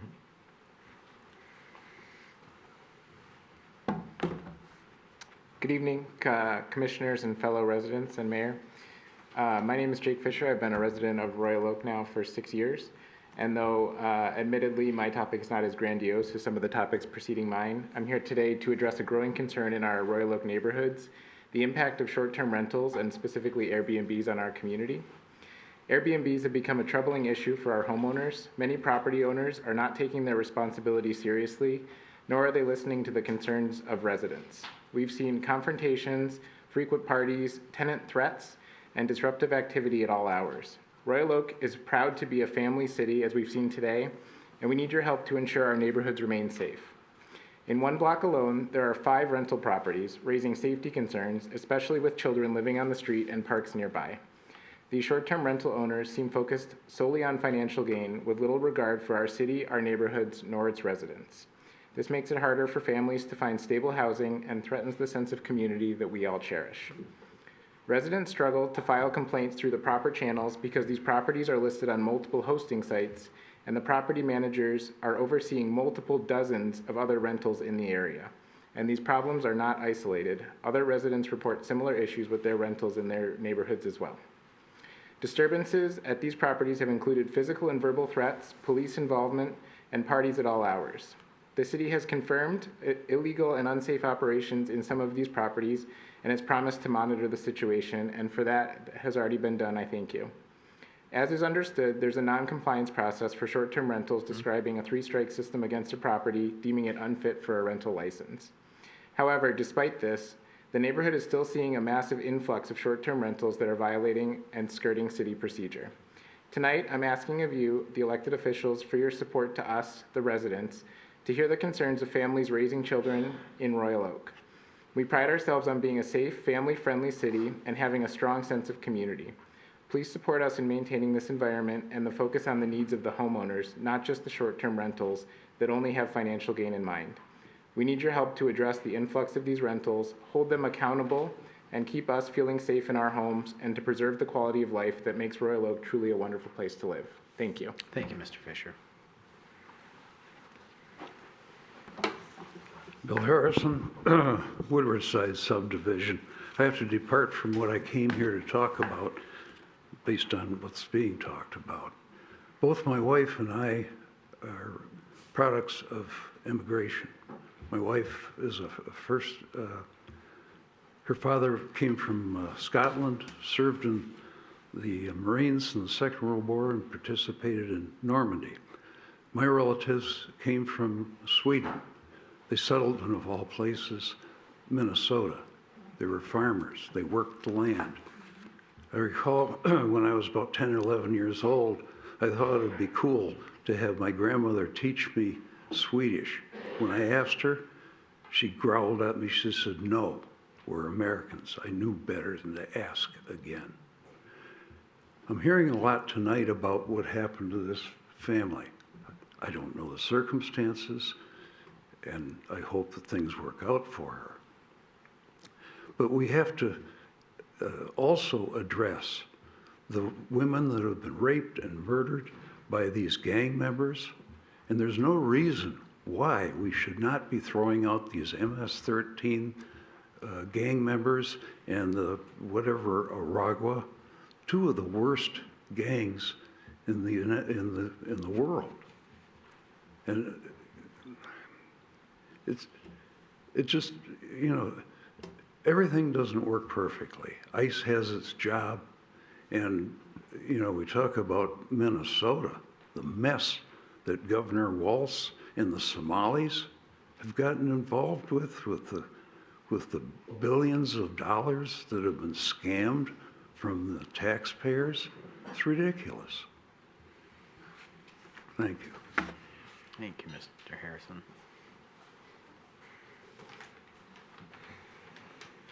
Okay. Tough act to follow. Okay. My name is Ashley Morrell. I'm a 10-year resident. I have 3 kids in the Royal Oak School District. I'm a founding appointed member of the Human Rights Commission, had to step away for surgeries. My whole career has been public service. I'm here to remind you that we here are not the creators of tension. We merely bring to surface the hidden tension that is already alive. We bring it out in the open where it can be seen and dealt with. That's from Dr. Martin Luther King Jr. in his letter from Birmingham jail. I voted for all of you because you tell me that we share the same progressive values. In giving you my vote, I expect thoughtful, proactive, and nuanced leadership. I'm asking you to see me as someone who will be alongside you when you govern humanely. I need you all to explicitly name that no one department, government, or person is all good or bad. Our police force may and does do community engagement. And this does not mean that they are infallible and will always make the right choices. Please do not hold up a list of everything that our police department has done as proof that they are not capable of harm. If these examples of community policing and welfare come from their values, then they should be standing alongside us loudly that they will not be entering into contracts with ICE. There are large monetary incentives for departments cooperating with ICE. I want to hear from the city and from the police department that you will not contract with ICE for those funds. I want you all, when hiring legal counsel, to hire someone who is not only looking out for the city's legal interests, but someone who will be a proactive strategic partner in advancing the humane governing that we expect from you. I want to hear from you that you are aware of the distinctions between administrative warrants and judicial warrants, and that the officers know how to use the guidance from ACLU. And I want you all to acknowledge that you understand that the current federal administration did a judicial blitz of federal appointments. So that means at the local level, you need to be proactive. Do not think that staying quiet will keep anyone safe, that we can avoid being made a target, or avoid mistakes by not being provocative. We cannot afford to be reacting to their strategy. We need to create our own. And we remain with silence from the school district and the city. We are left guessing where you all stand. I am going to ask that you look at MLK's letter from Birmingham jail and remind yourself that you do not want to be the badly intentioned, moderate white people that I really hope you do not show up to be. Thank you, Ms. Brown. Good evening. My name is Kathleen Rogers, and I am a 50-year resident of the state of Royal Oak. My children were born and raised here, went through the Royal Oak schools, are all college graduates, and I'm very proud of them. I'm here representing an organization called Strangers No Longer. There are several members of our group here in the audience. When I heard about what had happened to this young man, I was just horrified. And the reason was that I had had, with a group of our members, a wonderful meeting with Chief Moore in November. And he had assured me that both the mayor, the commissioners, and himself would never enter into any agreements with ICE. And that he didn't want people on his force that would do anything to impede the rights of the residents of Royal Oak. We just breathed a sigh of relief after that meeting. He was so gracious and kind to us, and we had an opportunity to share some of the stories that we see every day in the people we work with. We have over 2,000 members, many of whom are immigrants, many of whom are undocumented. They are the hardest working, most loving family members you would ever want to meet. And I am here to ask that whatever you can do to undo this terrible wrong. This never should have happened. He was driving legally, his license had not expired, and calling in Border Patrol was totally unacceptable, and it makes me sick at heart. I lived in West Africa for 3 years. I went through a terrible, bloody coup. I know what it's like to live with gunfire. And I don't want to see that happen in my community, and I'm appalled at what has happened in Minnesota. So I am so grateful to you, Mayor, for your opening remarks. I think it lowered the temperature in the room and let us all understand where all of you were coming from, and I appreciate that greatly. But we want answers, and we want something done to right this wrong for this man and his family. Thank you very much, and thank you very much, Mayor and Chief Moore, for all of the support you have given us. Thank you. Thank you, Ms. Rogers. I'm Teresa McGuire. Excuse me. I'm Teresa McGuire. I live at 1112 5th Street in Royal Oak. I've been there for 25 years. Also a member of Strangers No Longer. I also worked for 30 years for a labor union, so I understand the process that they have to go through with the police department. I would ask, however, that we have a lot of transparency. He's going to get due process. The person that he has thrown into a detention center did not get any due process, which is required under the United States Constitution. And that man is right. There are people who do a lot of bad things that are different colors. There's a lot of bad people that do bad things that are white and Caucasian and everything. So people need to be able to have due process. People need to be able to, in this city, know they can come through. He could have been coming from anywhere on Woodward Avenue. And what does that say about the city of Royal Oak, that he got caught in Royal Oak just as he was about to leave, or, you know, or coming into it? That's not good for this city's reputation. And I think we have a good reputation. That's why I moved back here. I was raised in Downriver, and when we moved back, we decided to come here. But this is not right. And when my husband heard about it, he blew a gasket, and I was like, well, you stay home. I'll go to the meeting. But I just ask that you make sure that, I know you have to go through a process for this person. You have to, I think it would be really helpful to be really transparent about what is the training that they go through. I think it's apparent that ICE doesn't go through any training. Most of them don't have any training. I think we need to know, what is the training? What does the manual say from the police department and for the fire department, and for anybody that works in the city?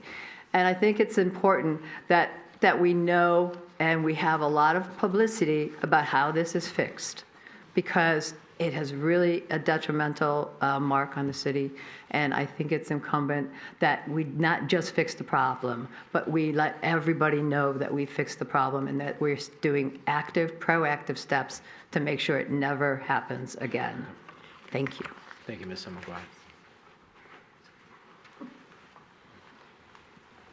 Hi, my name is Marisa Gugino. I live at 631 Kaiser. I have rental property in Royal Oak as well, and I owned a business in downtown Royal Oak for 20 years, owned a building here.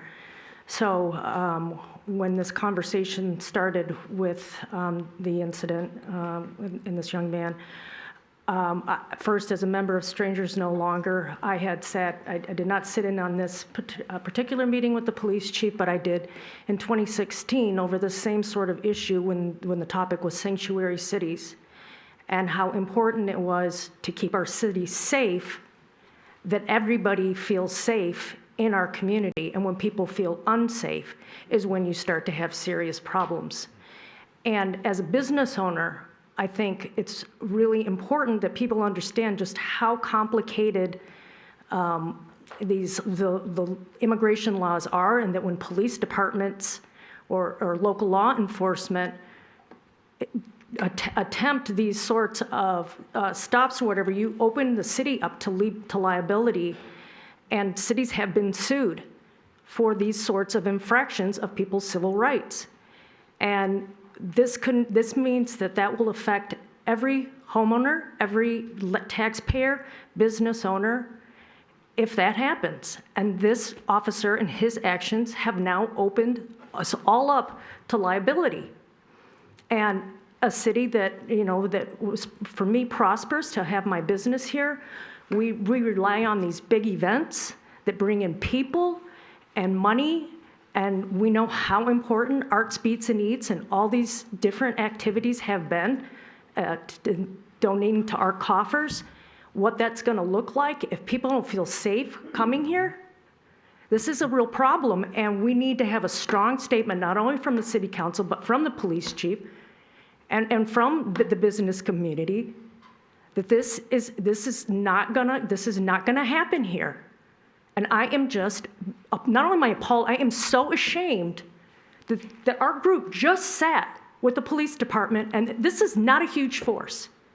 And that this officer has done this not 2 months later. I am sorry, but that man needs to go. This needs to be, or woman, this needs to be addressed and strongly.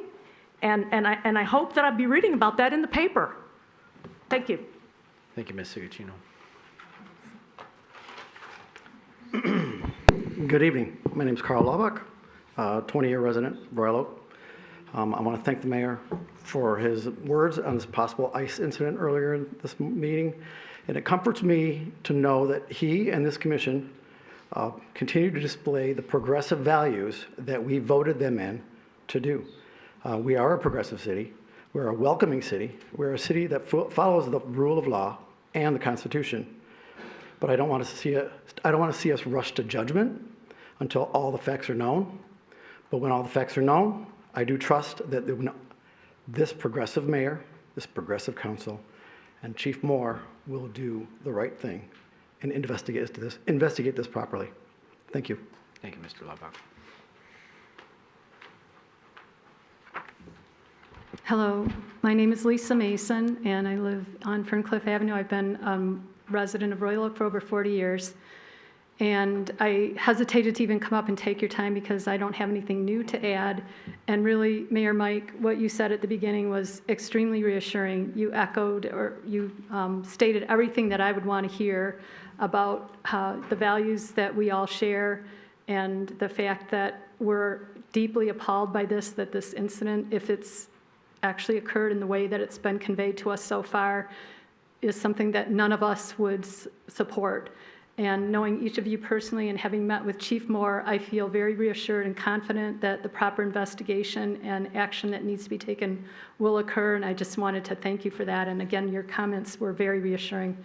Appreciate hearing that. And I think that that tells all of us that we will have the actions that we need to follow up on this.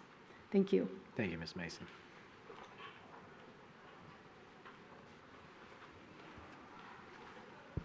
Hi, my name is Mike James at 2914 Bembridge Road.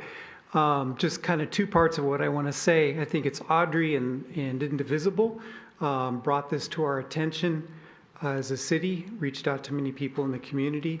And of course, the City Commission ears were on this immediately, and the police also. And so I really appreciate the fact that this was brought to everybody's attention, and everybody's had a chance to look at it, and everybody's responded rapidly and quickly. We've seen with the City Commission that they are really good at follow through. And so I have no doubts that the right things will be done. If it involved our city, if it involved our police, I'm not sure it does yet, but we'll know soon. And thank you. Thank you, Mr. James. Hi, my name is Audrey Armitage-Gagoff. I'm a Royal Oak resident and I work in Royal Oak as well. I'm here tonight because I share the outrage and deep concern about this arrest that has brought so many of us here. I echo the calls for an investigation and the demand for appropriate accountability measures following the conclusion of that investigation. And I also want to speak to your call for specific suggestions of actions that we can take. This is a good time for us to reconsider sanctuary city ordinances. It is my understanding that we are, as a city, remaining out of the 287G program, and that's great. We should continue that, but we can go further. Beyond this specific incident, we need to thoroughly evaluate what information from law enforcement is being shared with ICE and how. We need to examine surveillance and technology vendor contracts, particularly those with third parties that are sharing information with ICE, even if our police department is not actively facilitating that. We need to determine which law enforcement databases ICE may be accessing and take steps to protect the privacy and safety of all of our residents. And we also should collaborate with immigrant rights organizations to develop best practices for how law enforcement handles interactions with ICE and requests for information. And importantly, also develop transparency and oversight processes to ensure that those best practices are being followed. These suggestions are just scratching the surface. I urge you all strongly to move beyond platitudes and into tangible action. It is imperative that we are as proactive as we can be to protect all of our residents and save lives in the face of this violent fascist overreach. Thank you. Thank you. Good evening. I'm here. My name is Ryan Doherty. I'm a 10-year resident of Royal Oak. I came here compelled by recent allegations of ICE in our community, as many of us are. It's clear the Imperial Boomerang has come home, and we are actively oppressing. There were 2,300 arrests by ICE last year, 3/4 of which were non-criminals. Mayor, I appreciate your comments at the beginning, and I would just add that I hope my fellow citizens continue to come to these meetings till we hear that resolution that they have promised. And this is the time for us to get organized. Thank you. Thank you, Mr. Doherty.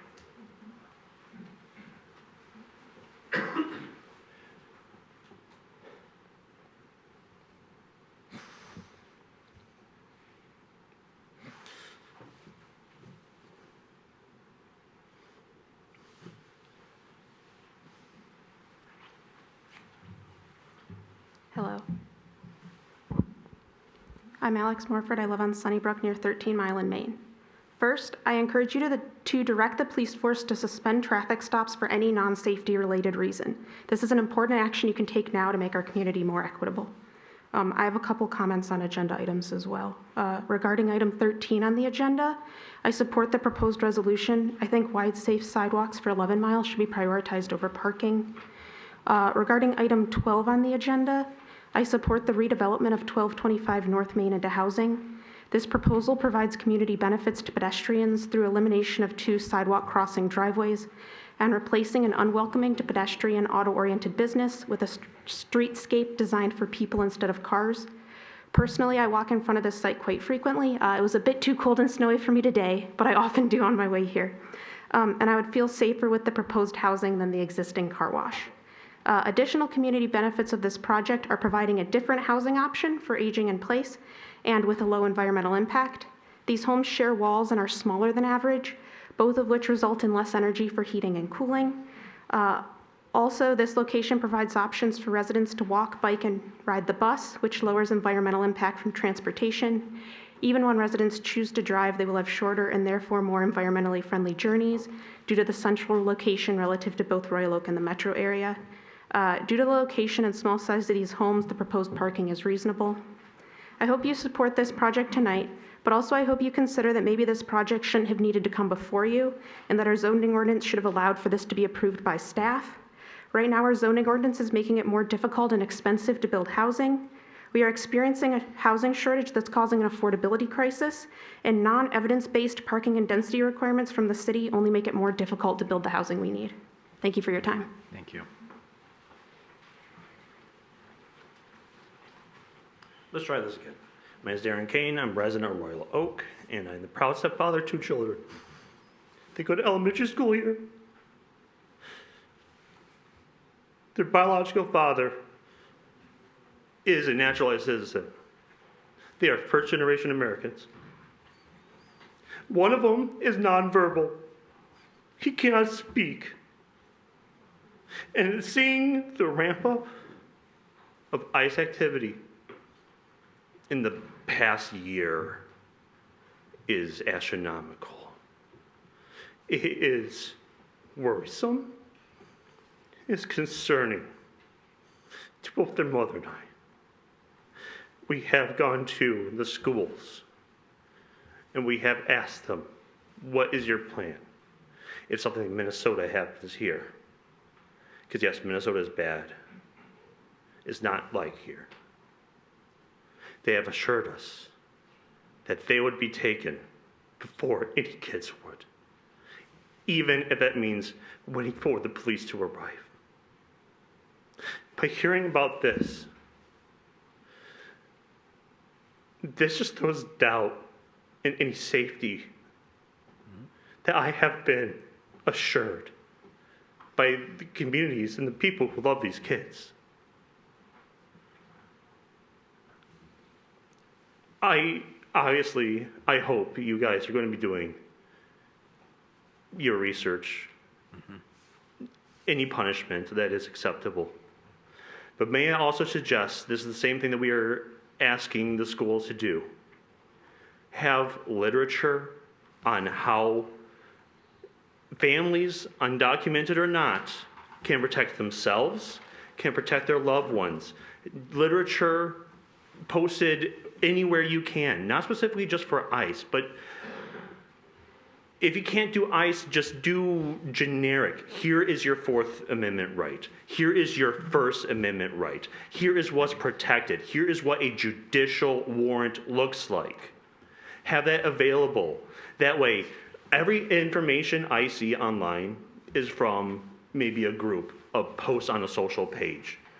I have not seen anything, much if not anything, from any official capacity. I know the law is vast. I know the law is very twisted. Right? So, but I think this would help, especially build trust. Because our plan, if something happened, was to hide and call the police and wait for the police to arrive.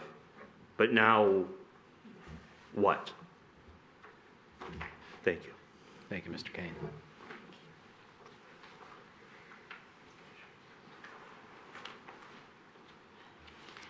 Hi, my name is Jennifer Mark, and I'm a resident of Royal Oak.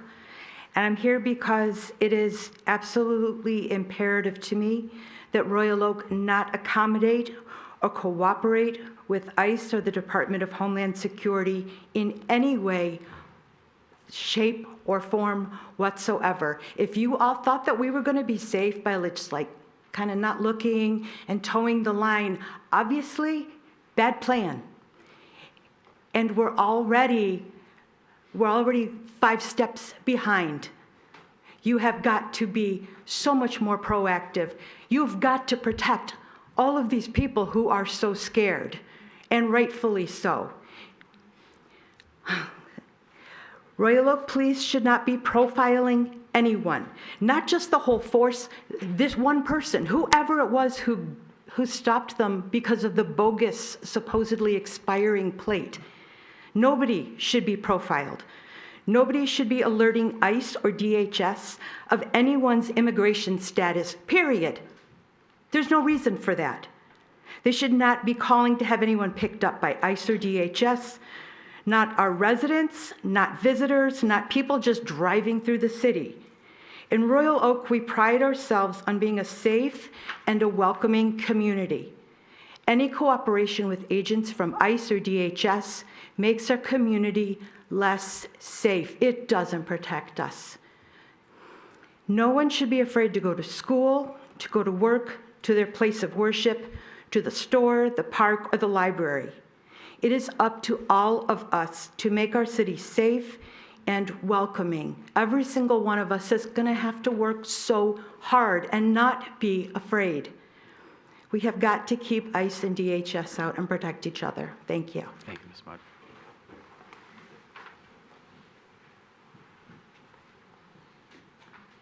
Hello, Commission. I am Owen Kruger. I'm a junior at Royal Oak High School, and I understand that this has kind of been a thing that's been repeated a lot throughout today. There's been a lot of public comment, but I'm thankful for the comments from Mr. Mayor, and thankful for what Natalie Price has done for us in Lansing. You know, I wouldn't say that I'm an expert on the law. I've only taken AP Gov at the high school, but I am firmly of the belief that ICE is violating the Constitution and the rights of the people of this country, and Royal Oak should be a beacon of freedom and justice and following the law, following due process, and working with ICE in any capacity, having an officer have a traffic stop for a license plate that is allegedly expiring but isn't, and then having that person detained by ICE is not in fact, following the law or due process. ICE does not follow due process. We should not work with ICE because of that reason. That is something that we need to make sure we continue to do. I understand that we don't want to attract the attention of the Trump administration and have them come and unleash their wrath, but still we need to make sure that Royal Oak is a beacon of freedom, justice, and due process in this country, and we need to make sure that we fight back in whatever capacity we can to make sure that our people are safe and the city is doing its job to provide that. Thank you. Thank you, Mr. Bear.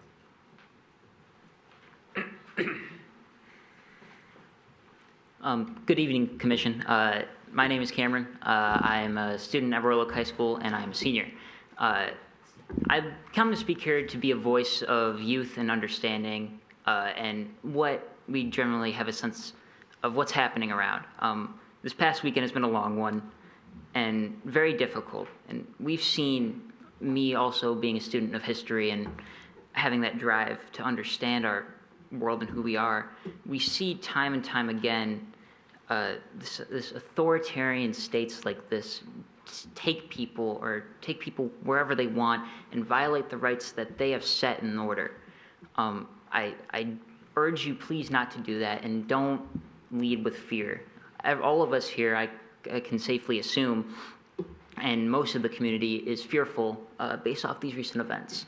Please do not make your choices by fear, because irrational behavior can lead to some of the worst outcomes. It is not the best way to go about things. And I would like to say that if ICE does come to our high school, we have had conflicting ideas and have been able to have safe places of discussions of conflicting political ideologies and understandings.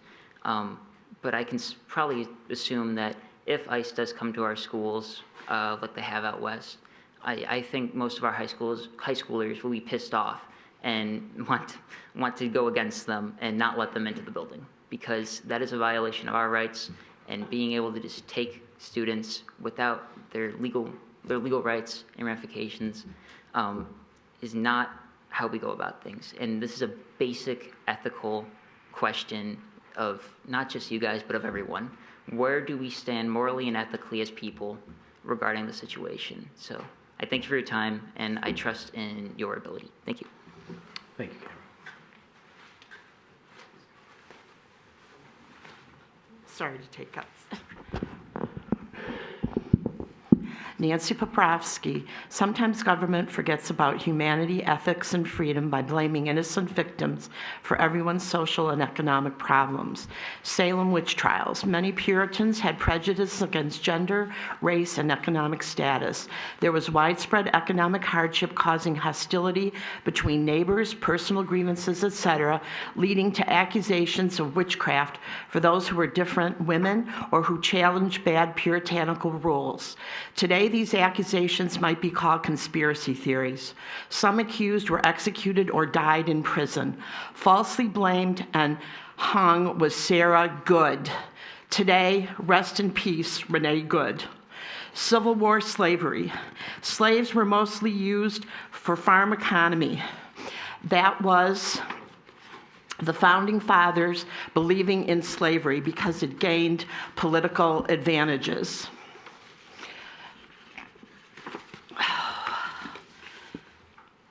It gained with whippings, rape, shackling, hanging, burning, mutilation, and branding were routine. This was carried out to show dominance of the master, and our current master said, the Smithsonian focuses too much on how bad slavery was. Rest in peace to all enslaved, lynched, and falsely murdered African Americans. And Dr. King, who said, injustice anywhere is a threat to justice everywhere, and our lives begin to end the day we become silent about things that matter. Native American genocide by U.S. government. 1830s Congress passed the Indian Removal Act, which forced thousands of Native Americans from their homelands, causing death from starvation, exposure, and disease. Their main source of food, clothing, etc., was the buffalo, and to eliminate and control Native Americans, the government went on a rampage to destroy all buffalo and profit from commercial hunting. Rest in peace, Sitting Bull, known for helping his people battle American soldiers. Rest in peace, Alex Preddy, for helping Minnesotans battle abusive federal agents. 6 million Jews and others slaughtered. Hitler believed in a master race and said Jews were inferior, caused Germany's World War I defeat and economic depression. They were considered corrupt, criminal, and wanted world domination. He said he needed to purify his nation. His Nazi slogan was, "One people, one realm, one leader." Recently, our Department of Labor posted, "One homeland, one people, one heritage." One heritage, one people, scary parallel. Churchill said, "Those that fail to learn from history are doomed to repeat it." If our hostile administration sends in the feds and ICE to prey on innocent citizens and protesters in Royal I Oak, do need you to finish your last point. will local police have their back? Thank you. Clarence Darrow, lawyer who demanded civil rights, Ms. said... Profosky, everyone took 3 minutes. I have Okay. to be a stickler on the rules. Okay, We got Clarence 2 other Darrow people. said, Ms. history Profosky? repeats itself, so you might Ms. want to pay Profosky? attention. Thank you so much. Thank you. Appreciate And I it. waited a long time. I know. I don't like having to be the enforcer of the rules all the time. Hello, and thank you for letting me speak. I'll be kind of brief. My name is Gregory Panzika. I'm a Royal Oak resident now for over 25 years. I love this community. I love its values. I love its diversity. But unfortunately, what's happening in this country as of late is my wife, son, and I are considering of actually leaving the country, looking for property in Europe somewhere, possibly. But what could keep us here would be someone like a city like Royal Oak, who I'm so proud of it, and if you could show this country what kind of moral compass that we have compared to the moral compass that's emanating from our federal government. So that's all I'm asking.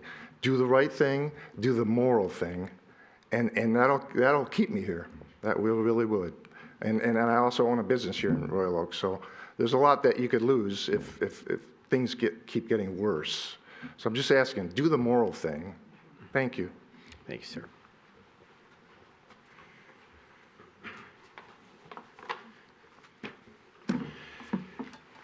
Hello, Jim Razor, 502 West Lincoln. I'm an attorney at Razor Law at 201 East 4th, and I own Hotel Royal Oak at 811 East 11 Mile. I have a lot of opinions about what was said today. Mayor, you really moved me with what you said, but I only have a couple of minutes. If anybody wants to know what I think, you can follow me on Facebook, and I think it's pretty clear that I'm very supportive of this very progressive commission. Okay. I'm speaking for multiple property and business owners, just like I did last June. So I saw in the write-up, and I took exception to the fact that only one business wanted parking. Tonight, I'm coming here for retrofit on 11 Mile, for Wilson's, for the strip mall across from the hotel that Wilson owns, for Sabbath Coffee that just entered our neighborhood and put a couple $1 million into their building, for Dora, who serves up delicious food at the Village Grill. And had we gotten more than really one business day's notice, then I'd be standing up here for a lot more people. This agenda came out publicly on Friday. I had today to respond to it. I sent all of you, and I sent to the city clerk or to the manager today to be included in the agenda, a 6-page letter explaining how we could get everything we wanted out of this. We can get an SUP, a shared use path. We can get parallel parking. We can get new lighting. And the rationale was very good, and it should be covered by TAP. I don't think many of you had an opportunity to read it because I only had one business day's notice to give it to you. We're not rushed by a grant application. I sent many of you the grant application schedule. You can delay this, you can think about it, and you can talk about it at the next meeting. And you'll have more than enough opportunity to submit a grant. The key point is there is no funding consequence for slowing this down, and there are alternatives. I really feel, and I'm very confident in saying, you can get your shared path. And keep in mind, 11 Mile in our segment has 10-foot sidewalks. An SUP's minimum distance is 8. All you need to do is move some light poles, and you stay $2 million under budget, you have a furnishing space for car doors to open, you have an 8-foot wide sidewalk, because it's a very constrained corridor. And Mr. Mayor, I would ask for some more time. I'm representing a lot of people. 3 minutes is not a lot to talk. Unfortunately, those people aren't here, Mr. Razor. We'll have to limit it to 3 minutes today. Okay, so look, the PR in granting us parking and then taking it away, one of the sources that I put in the missive that I wrote you, each of those parking spaces, the 40 of them, is going to generate about $20,000 of economic development a year. That's $8 million a year of economic development for a horribly blighted 15% vacancy corridor. And Mayor, you and I sat at the table and listened to an engineer in 2011 tell us that the only alternative was to cover up the grass because nobody was taking care of it. This grass, we're going to spend all this money, 36% over budget. And then we're going to put in more grass that nobody's going to take care of, and we're going to have the same Mr. problem. Razor, I'll ask you to stick around if you can. When we get to the topic, we may call on you as a representative for the 11-mile corridor. Thank you, Mr. Mayor. Thank you, Commissioners. Hello, everybody. My name is Kristen. I live off of Lincoln and Cherokee, and I actually wasn't going to come up and talk because I feel like we've had such great voices, and I'm not going to repeat everything that everybody has said. But I did want to make sure we ended public comment centering what we really need to center on tonight, which is what we've been speaking about. I'm a social worker, and I happen to be finishing my doctoral work on the experiences of psychological safety, and specifically how that is influenced by leadership. We're seeing this at such a large level, at the national level. The reason why I'm saying this is because I want you to not think about the experience of safety as just an emotional thing, not just like an emotion of feeling safe, but of well-being of our community. A psychological experience of safety is so important. So I trust that you will prioritize that and meet us with some transparency. Thank you. Thank you, Kristen. Okay, does anybody else wish to speak tonight at public comment? All right, we're going to close public comment. Truly grateful for everybody taking time out of your Monday night to come talk to us. I know personally I learned a few things. We're not experts at immigration law. We're essentially, we have full-time jobs. We come out of the community. We live in the community. We're your neighbors. And it's important that we hear all the ideas. And I can personally say there were some really good ideas here tonight that I've made notes on, and that already I have a list of things to talk to both our city manager, legal staff, and Chief Moore as well. We got some challenges ahead. The call for transparency, the call for what we're going to do next. There's going to be some difficult conversations we have to have. There's going to be some analysis. There's going to be some more fact-finding. Like I said, we're going to work quickly, but we're not going to work in haste. And all of the points, I think we can agree on. We want Royal Oak, and I think, Kristen, with the last comment about being psychologically safe, I mean, I think it is the core. I mean, we want to be safe in our relationships. We want to feel safe in who we are. We want to feel safe in where we live. And, you know, there are some limits, clearly, with federal overreach, but that shouldn't stop us from doing the best job we can as a community to stick together and keep our most vulnerable citizens not just safe, but feeling safe. And I think that is a point well made. So we have work to do. We're not placating anybody here. We're not giving lip service. We do take our obligation in this job very seriously. We take your feedback very seriously. And from the bottom of our hearts, we're very grateful that everybody came out tonight to show your support for what we're trying to do and to lend your input because it's going to take all of us to figure this out. Thank you very much.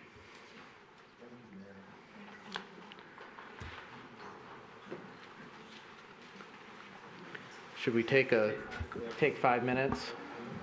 Okay.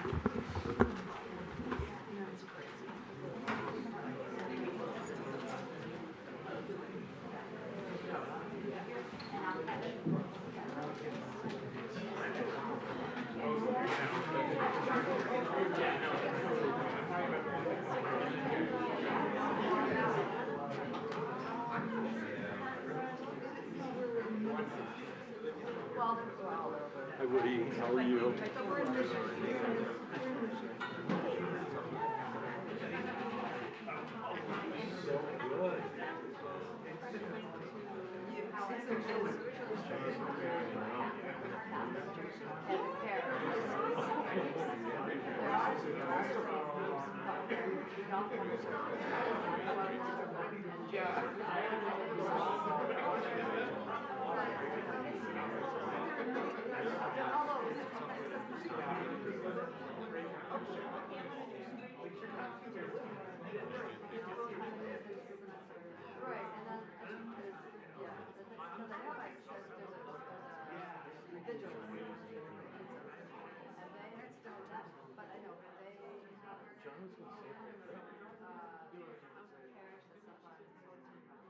But anyway, there are.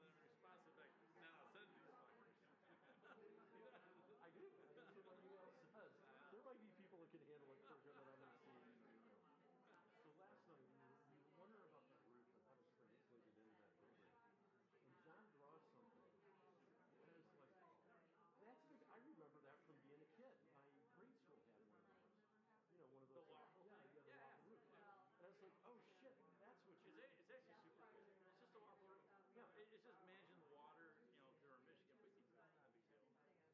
And it's kind of like the old like Yamasaki, you know, Yamasaki has a lot of thing. You had another name, what was it? I think it's Waxy. Yeah, I wrote that down. I didn't hear that more. But it's super cool. Yeah, because you want to know why? It's a cool feature on the level page. Because like, you know what I mean? It's all Yeah, kinds you're of gonna things. see it. Yeah, it's hip. like job, it'll be It's super hip. It's cool. I mean, assuming that, you know. What's the plan for it now? I don't remember. I don't know the new concept. Everything for 100 grand. It's a web solution. Oh, got it. Okay. So you can continue to slide through the building, but you can get this extra fancy. That's got to be all concrete. That's awesome. Well, you could, yeah, but not for that. No, we have to find another way too. Our budget's like what if we did it? How would we do it? Yeah, steel. Yeah, our budget is Like a beach house. Yeah, we try to find ways to do cool shit with like a certain budget. I've been looking for prefab ones with not a lot of luck. You ain't gonna find that. Yeah, there's a company that does them. But it's Really? in Denver. Never heard of that. Yeah, like ship we're over the boat. Yeah, we're gonna like Feels like Denver. with tariffs, you're screwed, bro. Yeah. No, it's in Denver. I mean, that's in the Oh, US. Denver. I Yeah. thought you said Denmark. No, it's in Denver. Yeah, but I mean, that's a per piece. Maybe they could prefab it, ship it out, sections. Maybe. Probably. Maybe John and I will just nail it together with 2x4s and cover it with tin sheet. You know what? Frankly, you could do it out of like wood. If you really got a good wood carpenter, you can totally do that out of wood. You just cover it with PPM and but I think what makes it so beautiful is it's all concrete. So it really thin and elegant. You know,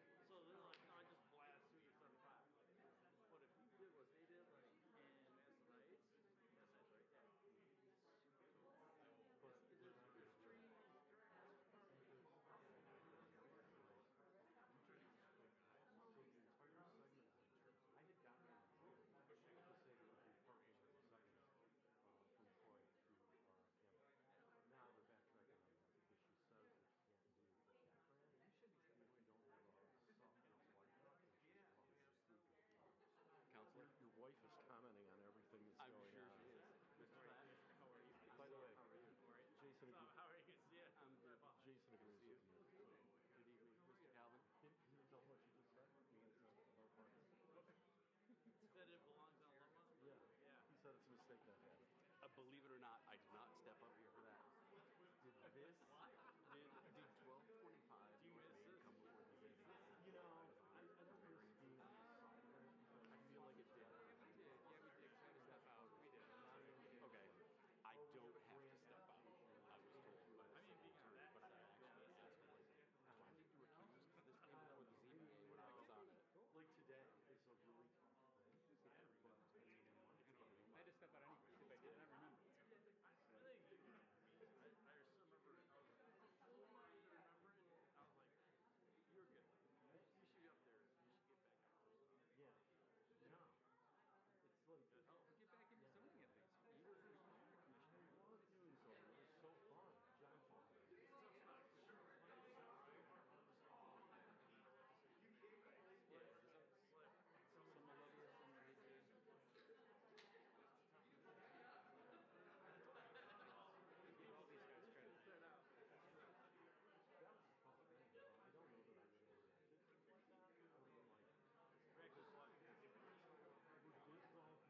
understand the allegations are very shocking, and we're conducting a thorough investigation of maximum transparency. I really can't comment on that. You know, but I don't know what happened. You know, you hear truthful and I didn't know about it till right tonight. Oh, I couldn't have, there's not a lot of info on it. I'm like, oh, I had no idea. That's why you should be up. You should go back into it again. I appreciate You it. should. Do it, Jim. I Do it. appreciate that. It doesn't. No, it makes it more. It's not a big salary up there? No, it's not. All right, I think we're rocking.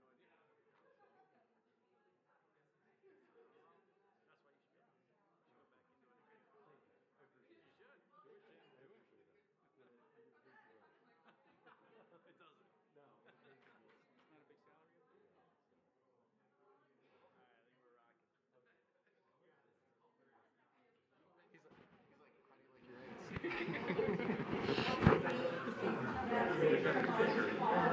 All right, everyone, I'm going to call the meeting back to order. We still have a lot of really important business to get to tonight. The next topic on our agenda is the consent agenda. Does anyone wish to pull anything off the consent agenda tonight? Commissioner Colo.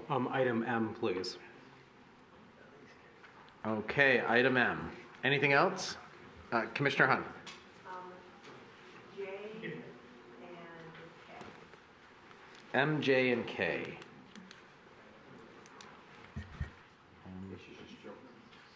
M, J, and K.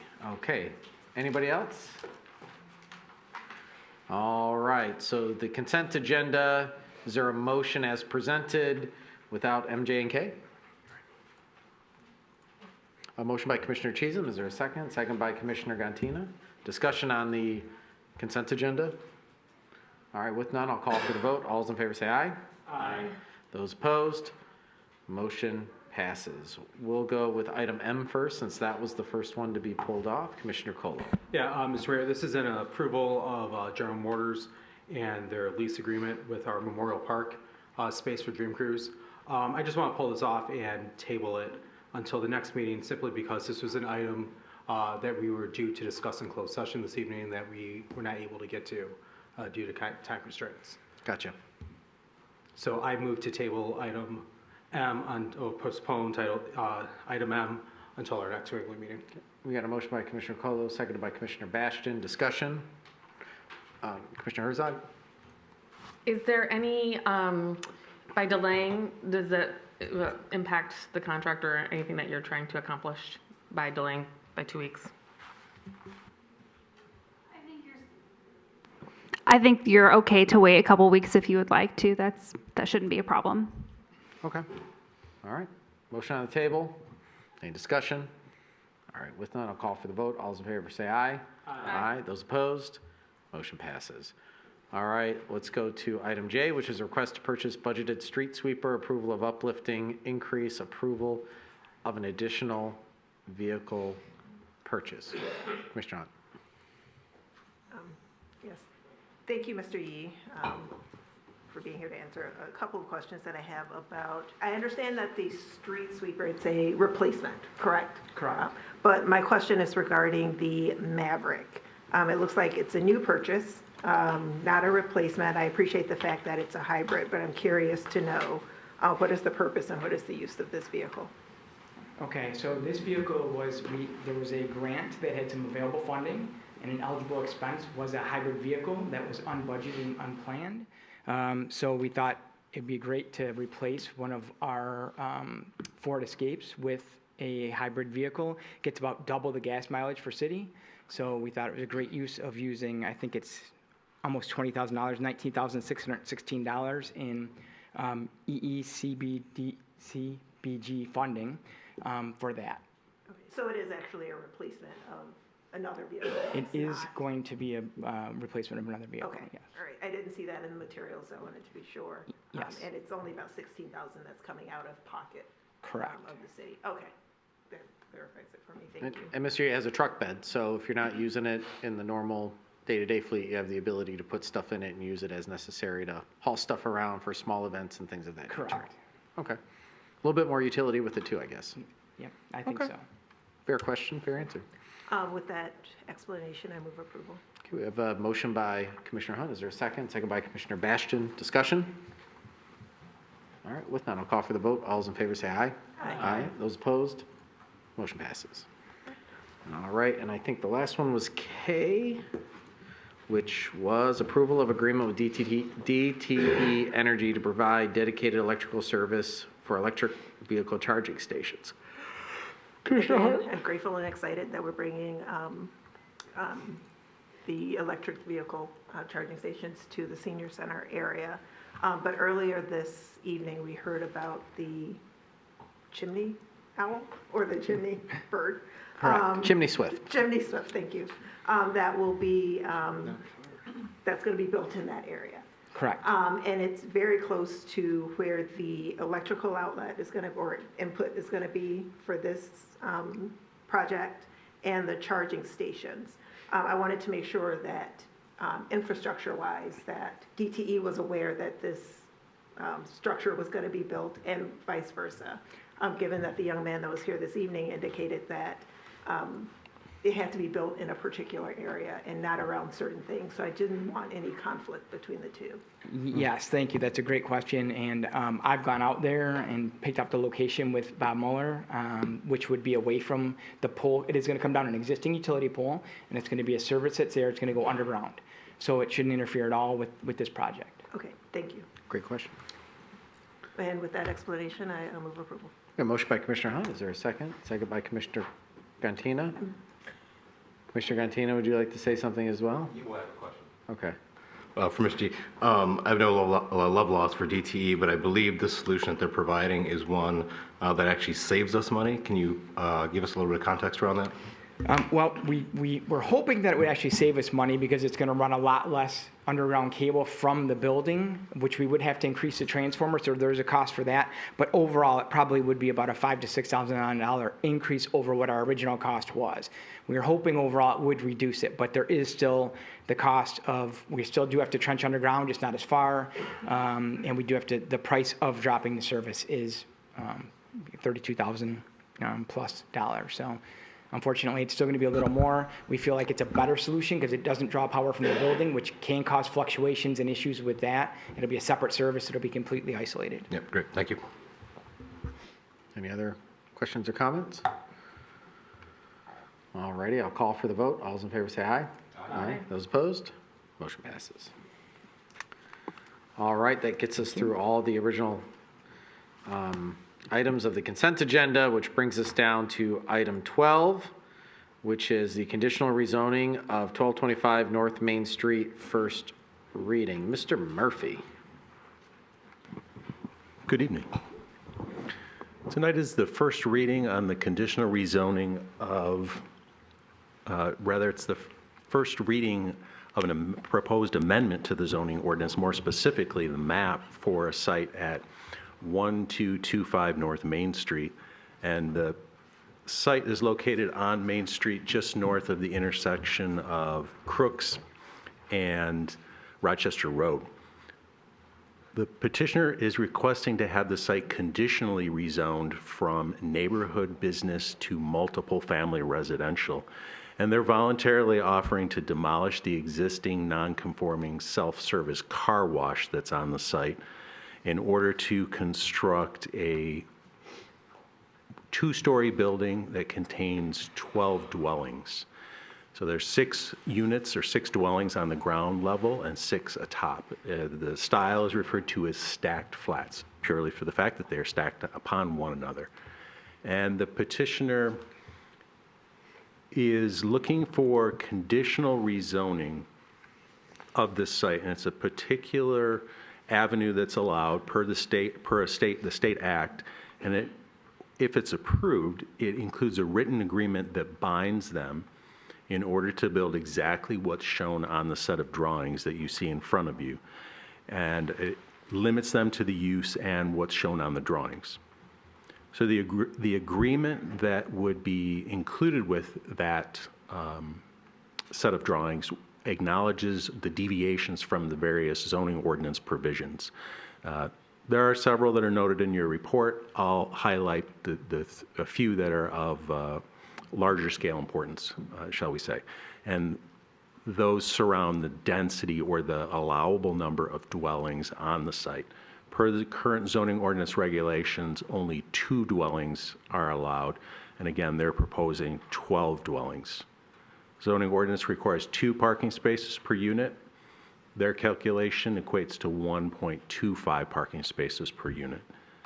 And the zoning ordinance requires 25-foot setbacks for that particular building to all property lines. You can see that the building is sited closer to North Main Street, certainly closer than 25 feet, and it's closer than 25 feet to the building to the south, its south property line, and it's less than 25 feet from the north property line. The petitioner is present. I will defer to them in terms of the presentation with all the details regarding their site. But prior to that, if you have any questions for me, I'd be happy to answer. And again, a reminder, tonight is the first reading of the proposed zoning ordinance amendment. The Planning Commission did hold a public hearing at their January meeting, so there's no need for you statutorily to hold a public hearing tonight. Questions for Mr. Murphy? Commissioner Colo. Thank you, Mr. Mayor. Mr. Mayor, if I can clarify too, this has been approved not once but twice by the Planning Commission in different forms, correct? Yes, the petitioner was in front of the Planning Commission and did receive approval for a building with 10 dwellings. In their due diligence period, they discovered some constraints with the site that necessitated them having to go back through the approval process. They increased the number of dwellings to 12. If needed, the petitioner can provide some greater detail on that, and it relates to the utilities and accessing the utilities in the adjacent right-of-way on Main Street. Great, and both times came with a positive recommendation from the Planning Commission? That is an excellent something to point out. You are absolutely correct that the Planning Commission did recommend approval to the initial design as well as the modified design, which is what you're reviewing tonight. Great, thank you so much. Commissioner Chisholm. Just wanted to talk a little bit about, ask you a couple questions about how this proposal is coming before us and the timing of our master plan and the rezoning that we'll be doing as a city. Can you talk a little bit about what the zoning is likely to look like in this area if it was aligned with the master plan that we recently approved? Mm-hmm. So I'll first reference the current zoning designation, which is neighborhood business. And the neighborhood business zoning district does allow for multiple family residential, but it needs to be above, so second floor or above, a ground floor permitted or special land use, like a restaurant or an office, those types are retail sales. So it does allow for residential, just not exclusively residential, which is the exact zoning district that they're seeking to have the property rezoned to, which is the multiple family residential zoning district, which does allow for simply multifamily residential, no other mixture of uses. So you had pointed out that, yes, the city did recently adopt the master plan, and you entered into contract to start writing a new zoning ordinance or a comprehensive rewrite of the zoning ordinance, and we had just initiated that process. But one of the things that we'll point back to as we move through the process of figuring out what the new regulations are going to be with regard to this site, we're going to look back, as we should, to the master plan. And the master plan includes a future land use map. And for this particular site, as well as the blocks, several, 2-3 blocks to the north, the future land use designation is called Neighborhood Main Street. And if you'll indulge me, I'll read the long, boring statement as to what that designation is intended to be. So it's a place type. This place type is a neighborhood-scaled main street characterized by a mix of uses with ground floor commercial uses along one or more blocks, typically not longer than a quarter mile in length, serving nearby residential neighborhoods with retail and services. The scale is larger than the neighborhood node, which is a different land use designation, and supports a wider variety of businesses. Buildings are generally attached and located very close to the sidewalk with active businesses and heavy glazed storefronts lining the street. Many buildings are multi-storied with upper floor apartments or offices. Parking is typically handled on street or in surface lots behind the building. So it's very similar in nature of description as to what's allowed in the current zoning ordinance.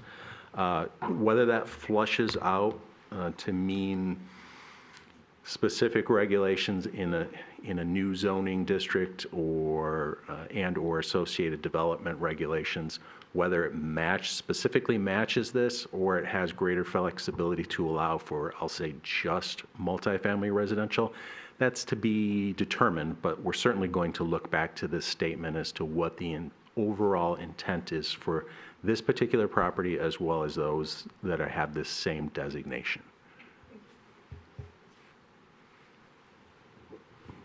Any other questions for Mr. Murphy? Okay, I see the petitioner is eager to present this presentation. Yes. Good evening, everybody. My name is Jason Krieger. Oh, Jason Krieger, not Jason Eager. Okay, Jason, gotcha. yeah, that's right, you gotcha. Jeff Klatt. I would say Krieger Architects, but this is a little different. It's a personal thing. Dennis Collins with us right now. And so we have a brief presentation to run through with you all. We're going to try not to belabor it, but we want to still walk through the whole project and how we got here, etc. So this property came up.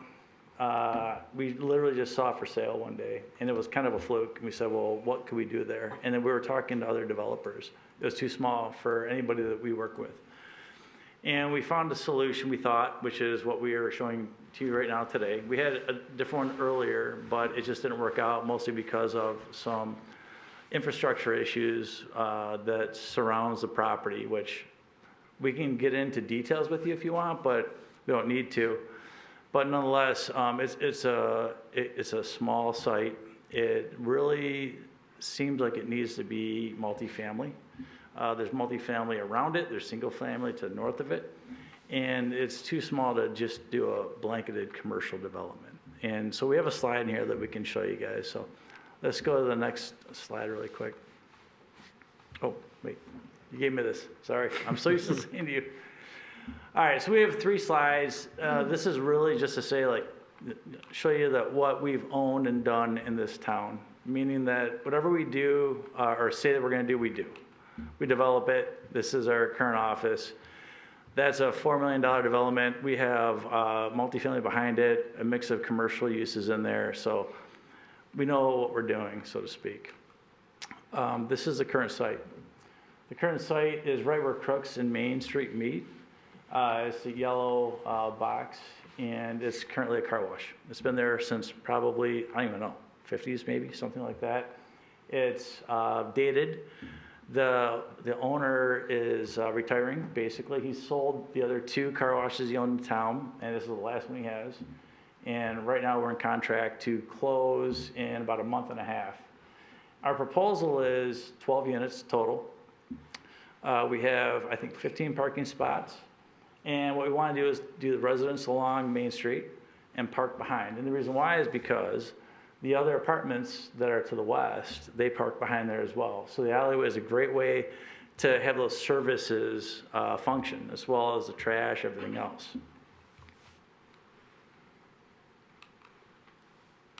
There we go. Uses around it, F is single family, E is multifamily. You have Main Street, and then you have obviously businesses to the north and the south. C, what was it, the soy? I don't know if that's open. And we tried to reach out to the individual to see if we could buy it, and we never got a response, so we just said, forget it. This is the one thing that I think we wanted to bring up is why it was mentioned that we went to planning and then came back, was in Royal Oak, it's not required to have an engineered site plan for site plan approval. You can do an architectural site plan, which means you do not need to know all the surveyed items in the city. You don't, like underground, stormwater, anything. I could go to Google Earth, create a site plan, and I could get through approvals. We've done it before. We did this just because we were trying to get pricing along the way. And I think it was like a couple days before our site plan approval meeting, we found out that there was no stormwater sewers near our site. So on the red, that's where the stormwater ends, number 2. And then 3 along Crooks, that's where the stormwater is. So in order to do the stormwater detention, which would comply with requirements, we would have to do number 5, which is dig up about 300 feet of the alley, repave it all per city standards, go under Crooks into number 3, which was about $400,000, something like that, which was going to kill the deal.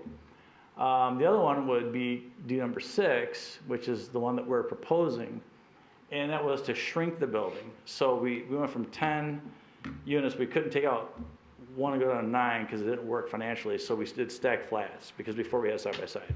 So anyways, our proposal is this, so that we have our detention at number 4, 6 goes out to Main Street. So what we're doing is we're bringing the site into compliance with stormwater requirements. Not just that, but what we also did was we did infiltration testing. So now our pavement to the west, where number 4 is, it's permeable pavement. So it's not just a normal, shopping center stormwater retention, it's actually permeable pavement, which is a very green solution. This is what we're doing. I get that says concrete on the right, but it's just the same thing. But so we have asphalt, we're doing permeable asphalt. So on the left you see the water is retained, right? It's not, that's basically what we're gonna do. And it's a scary thing as anybody who owns property because is it durable, right? And really it's meant for parking spaces. That's why I think here at the City Hall, there's permeable pavers in parking stalls, not the driveways. We did a project recently, Gatsby, is it Gatsby? Has permeable pavers, but it's in the stalls, not the driveway. These are parking stalls that we're doing. So they're actual, right now our civil engineer says that they will comply with the city and they're gonna meet the city demands. And then there's an overflow that will go out to, they'll go out to hit number 2. So complies with City of Royal Oak standards and the county standards, but it's a green solution. So that's how we landed with what we're doing. These are the existing conditions. You see, it's just been there for a long time. And right now, it's entirely paved with asphalt. Zero compliance with any kind of stormwater management. It's just sheets, drains everywhere. Even the buildings to the south just do that. So we're going to bring this site up to code. We did this study more for planning. We just popped it in here just to show you. It's a small site, and if you start to follow the actual regulations of the zoning ordinance, which you should, if you follow it where you drive in from the street, the building's on the left, doesn't work, you can drive in and park off the alley, which is pretty much the only solution here. You can do it, but you're limited by parking, which means those 7 or 8 spaces, they will not help out or work for a 5,500 square foot building.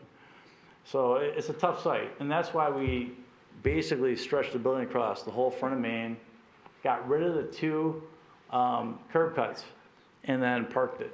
And it seems to us that the only real true solution here is multifamily, because it's controlled, right? You can say, I have a one-bedroom, and then you know pretty much what you're going to get. I've been renting properties personally for about 25 years.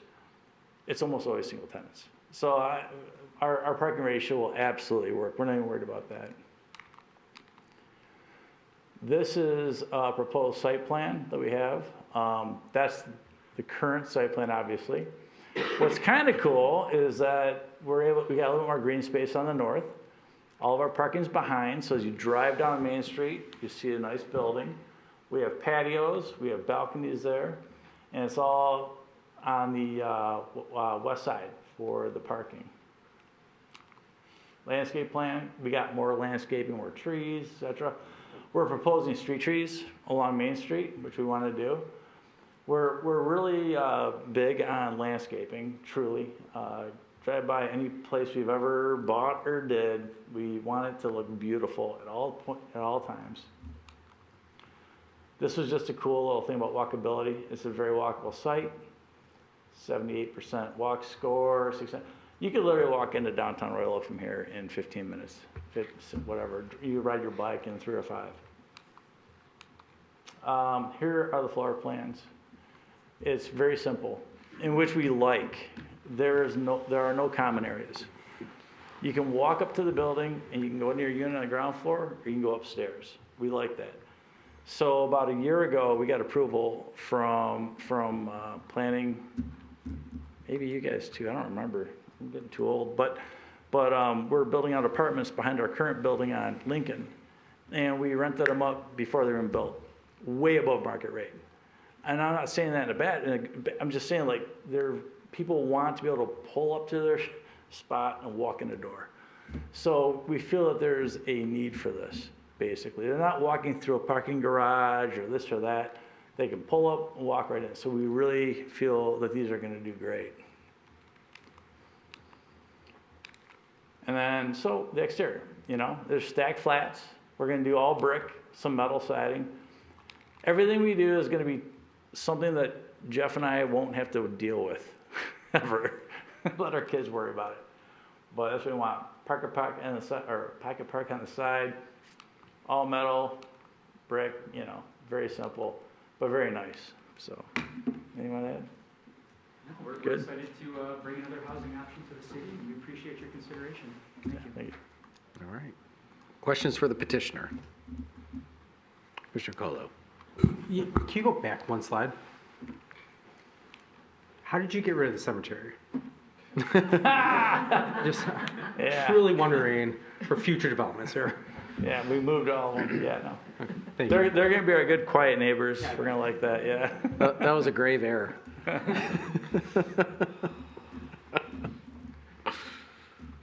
Yeah, Commissioner Teasdale.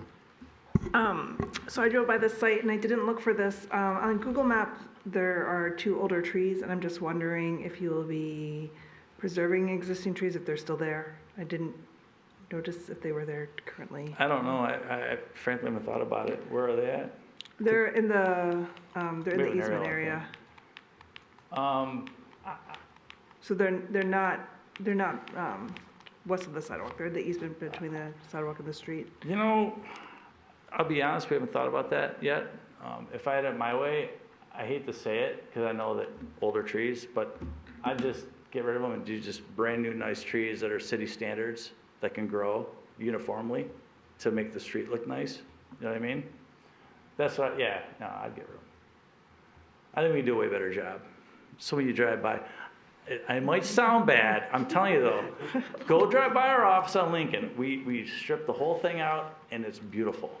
It's lit, it's great, and the trees are gonna be there till we're all gone. That's all I'm just saying, but we'll do whatever you want. If you say keep them, we'll keep them. That's fine. Thank you. Any other questions for the petitioner? Oh, Commissioner Herzog, too close for me to see. I'll just piggyback off of the tree comment. There's benefit in older trees, but your plan is to plant them in the easement That's right. Right? And then you maintain them, or does the city maintain these trees? Oh, no, we take care of it, 100%. Yep. Okay. Yep. And then, did you find it odd that there was no stormwater on site because it's a car wash? Yeah, that's why we went back to planning. Yeah, I was confused by that too. But later on in our agenda, we are going to approve, or we're going to, it's up for approval, the amended stormwater detention. So what is proposed tonight will be aligned with our new stormwater detention ordinance. All I know is this, whatever we're proposing is going to comply with the city, period. We don't have a choice. Yeah, so, which we want to. We just thought this was a very cool thing, and it's green. And I say that because some of the technology, I haven't done that, but my engineer said, oh yeah, we did it here and there, so we like it. So that's it. Okay, great, thank you. Yeah. I have a real question this time. Okay, Commissioner Colo with the real, I have a Commissioner real Colo with the question. real Sorry, question yeah. this time. All right. So this is a conditional rezoning. Sometimes we see with PUDs where it's a negotiation between us and with the PUD. There's a community benefit package that you all have to. I feel Dennis have to coming do. up. Can you enumerate some of the? You offer up benefits here. They're not required by any means, but can you talk about some of the benefits that you're offering up in this condition? Well, sure. I mean, I'm gonna let that. You know, I'm very simple. I'm an architect. I'm like this. So in addition to the development, and I'd just like to underscore, there hasn't been any new development on this area from 12 Mile on Main across from the cemetery down to Crooks like in 40 some years. So this would be the first new construction, and I think it'd be a positive. But we're going to remove 2 curb cuts from Main Street. We're going to install EV chargers for 4 vehicles, utilize the Energy Star appliances. He's talked about the permeable pavers that are going to be used.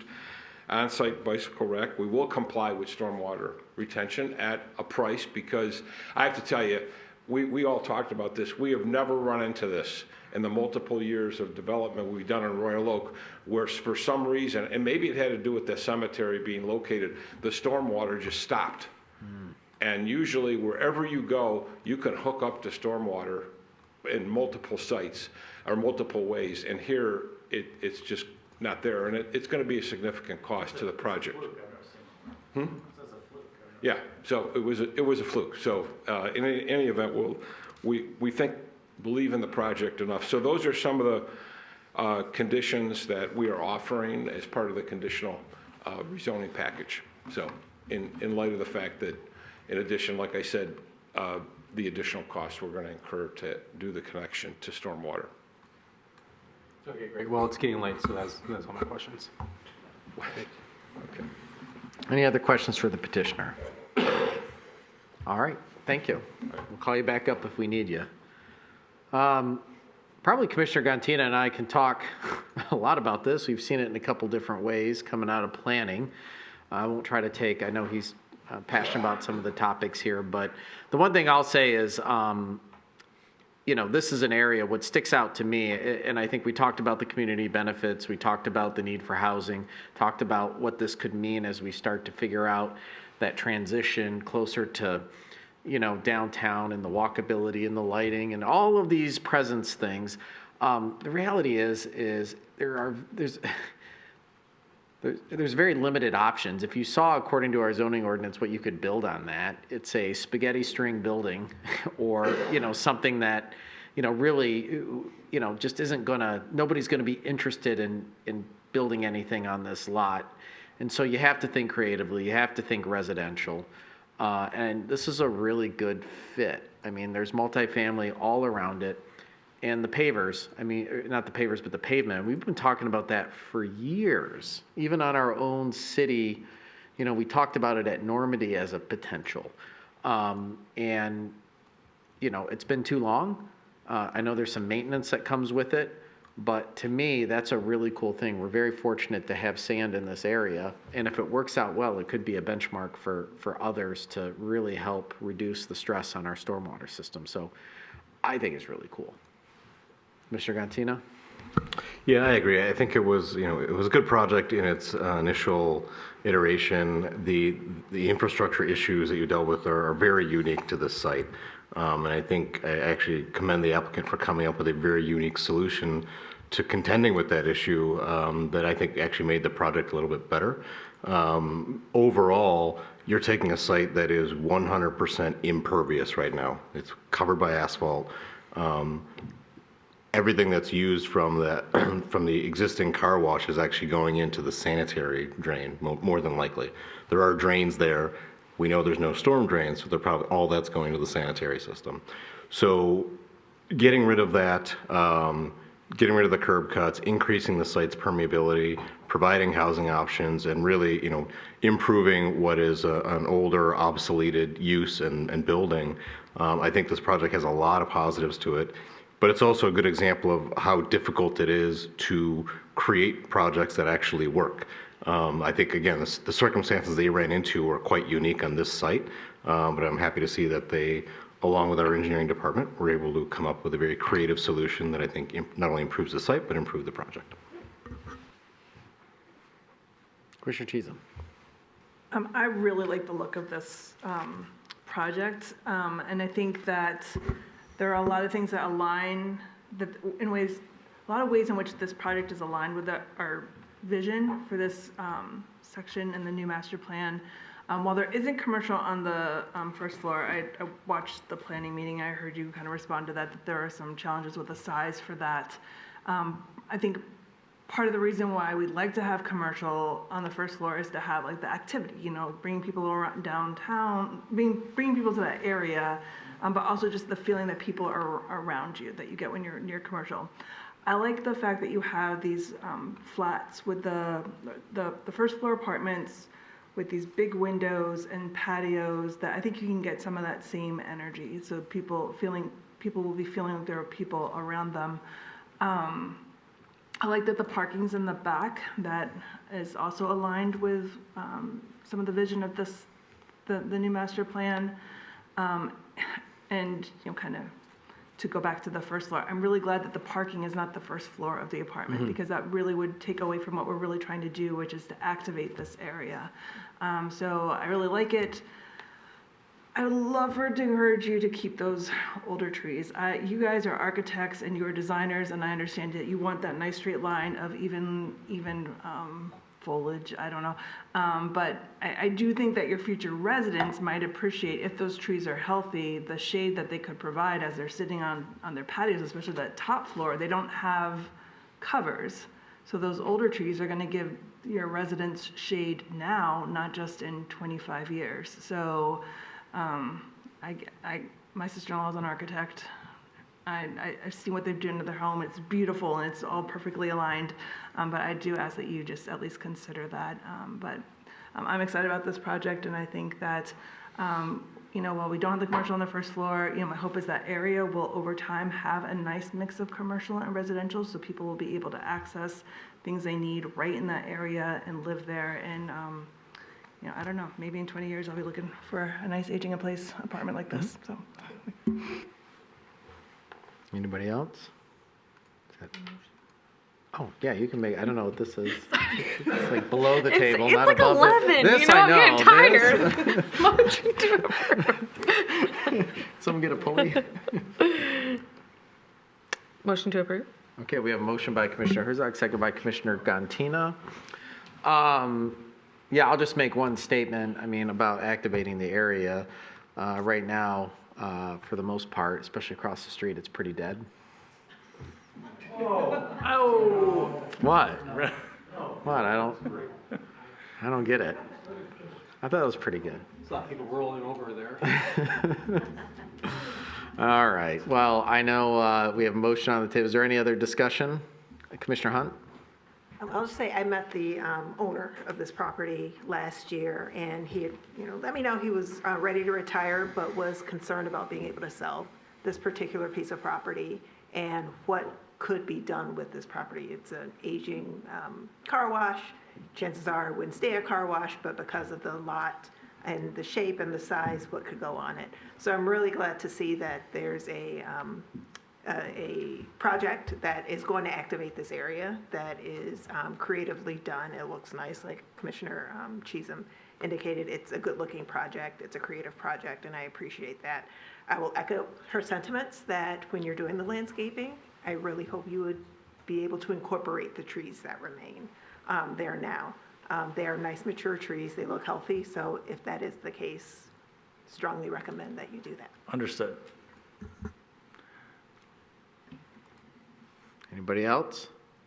All right, I'll call for the vote. All those in favor say aye. Aye. Those opposed?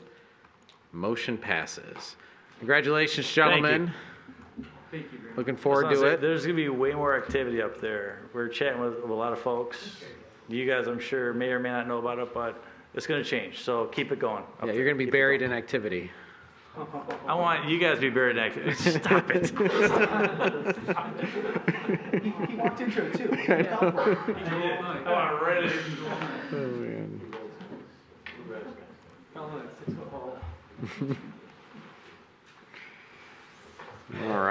All right. So this brings us to the 11-mile road improvement design updates. City Engineer Donahue, the floor is yours. Good evening, Mayor and Commissioners. I'm sorry to be back again about 11 Mile Road, but this is important. We've obviously discussed 11 Mile Road a few times over the past year. Most recently in December, the Commission approved the addition of a 10-foot wide side path along the north side of the road to be added to the scope of the entire road project, with the direction to pursue grant funding to help cover that additional cost to put that pathway in. A couple of weeks ago, we were notified that the city did not receive the Safe Streets for All grant that we applied for many, many months ago. In fact, only one community in Michigan received that grant, so slim pickings this year, unfortunately. So therefore, it's even more important that we continue pursuing a different type of grant to help fund the side path. So we're going after the Transportation Alternatives Program, better known as the TAP grant, from the Michigan Department of Transportation, and that is due shortly here in February. I met with the MDOT representative in charge of the TAP program, went over our drawings, kind of showed her what we were thinking of doing out there, and she indicated that our project would be very competitive. It's very much in line with what the goals of their program are, and she was excited to see it. So she also recommended that we include lighting in our proposal. She said that usually tends to score a little better, and they look at that very favorably. So the TAP grant has very specific parameters that we have to follow, and we have to make sure we demonstrate that when we submit so that our drawings are showing the correct design requirements as well as our cross sections. And what's important is that they align with certain design guidelines. The AASHTO design guidelines are specifically what they reference. And normally, like when you're working with MDOT, you can get variances because of site constraints. And they were very clear with me, don't ask for variances on this. We don't give funding unless you can meet these requirements to the T. And she told me that about 4 times, so I'm not gonna ask for a variance on that. We run into issues with that with a side path because in addition to having a 10-foot wide space as the recommended minimum width, you can go down to 8 feet, but they only want to see that for very short sections due to buildings or something that might be in the way, but they do not want to see an 8-foot wide path the whole way. So in addition to trying to meet that 10-foot wide path, they want to see a buffer space on each side of the pathway. And between the path and traffic, they want to see at least 5 feet of space. You can go down to 2 feet if you put a railing in, but otherwise you want to have 5 feet. Ideally, probably because if somebody falls off a bike, you don't want them to fall into traffic. You want them to feel safe and comfortable. In general, this is not an issue for about half the corridor. We're able to accommodate that without any problem. Where we run into issues is between Main Street and Campbell, that mile-long stretch where the right-of-way is much narrower. And I'm kind of trying to illustrate that here with 2 different views on the screen. The Commission had originally approved a design concept for that section between Main and Campbell that had 3 lanes of traffic, and then the north side of the road would have parking, on-street parking, with bump outs, kind of protecting the parking zone.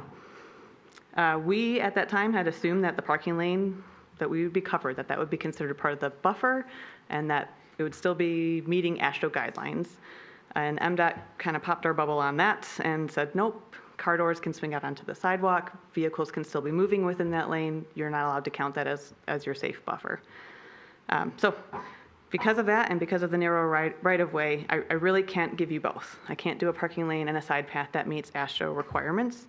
And so with that in mind, tonight I'm recommending that we do not install the parking lane between Main Street and Campbell, that we instead push the curb further south to create a grass buffer space with more trees. That's really kind of in line with what we're doing everywhere else along the corridor. The green space there would be at least 5 feet, a little bit wider in a few areas. So by eliminating the parking, we do have the opportunity to put more trees in because we'll have more green space. So the current layout that I put together has 72 trees along that mile-long stretch instead of 40, so almost double, which is nice. One of the best parts about this, in my opinion, is that we now can really put lighting where we want to put lighting. With the parking option, we basically had to relocate the lights that are out there to wherever these bump outs are. That was the only space to put lights.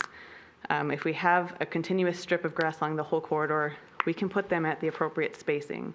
And so if we're trying to light a pedestrian pathway where you feel comfortable walking at night, you're going to want those lights a lot closer than 200 to 250 feet, which is what they are right now. We also will be eliminating some pavement with this option, so it's less for us to maintain. It's also less stormwater runoff and gives us a more consistent look along the corridor. DPS was excited about this because it makes their plowing job a lot easier, and they have a place to put the snow now instead of pushing it out onto the sidewalk if you had to plow a parking lane.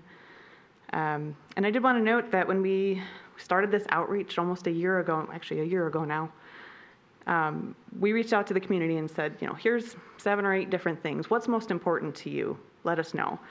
And the top 3 things we heard for every segment of the corridor were better lighting, more green space, and pedestrian crossings. On-street parking was the lowest voted option as being the most important thing out there. So it wasn't something that we were hearing from businesses. We did send letters out to them, asked them to give us direct feedback. We did hear from one business, of course, who I think spoke at public comment. But otherwise, we really weren't hearing that demand for on-street parking. Looking at the cost, because obviously we kind of had to go back to the drawing board and draw everything up a new way and come up with new cost estimates. And then we had to separate it all out. TAP wants to see everything, so they want to see our road cost, our water main cost, and then what we're considering TAP eligible costs. Right now, our estimates for the road work are still nicely within our budget, which was very nice to see, and our water main as well. The TAP grant total ask that I have right now is around $3 million. So the city would have to cover 20%, so about $600,000, and then the grant would be $2.4 million, which is a substantial number.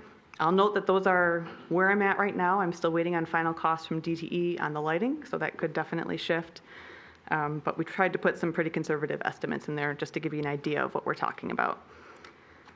As with any design, I can't promise this is the last change. I hope it is, but this is really just the nature of engineering. You find new problems and you find ways to solve it. So if you are okay with our recommendation tonight, I will move forward. I'll complete our TAP grant application.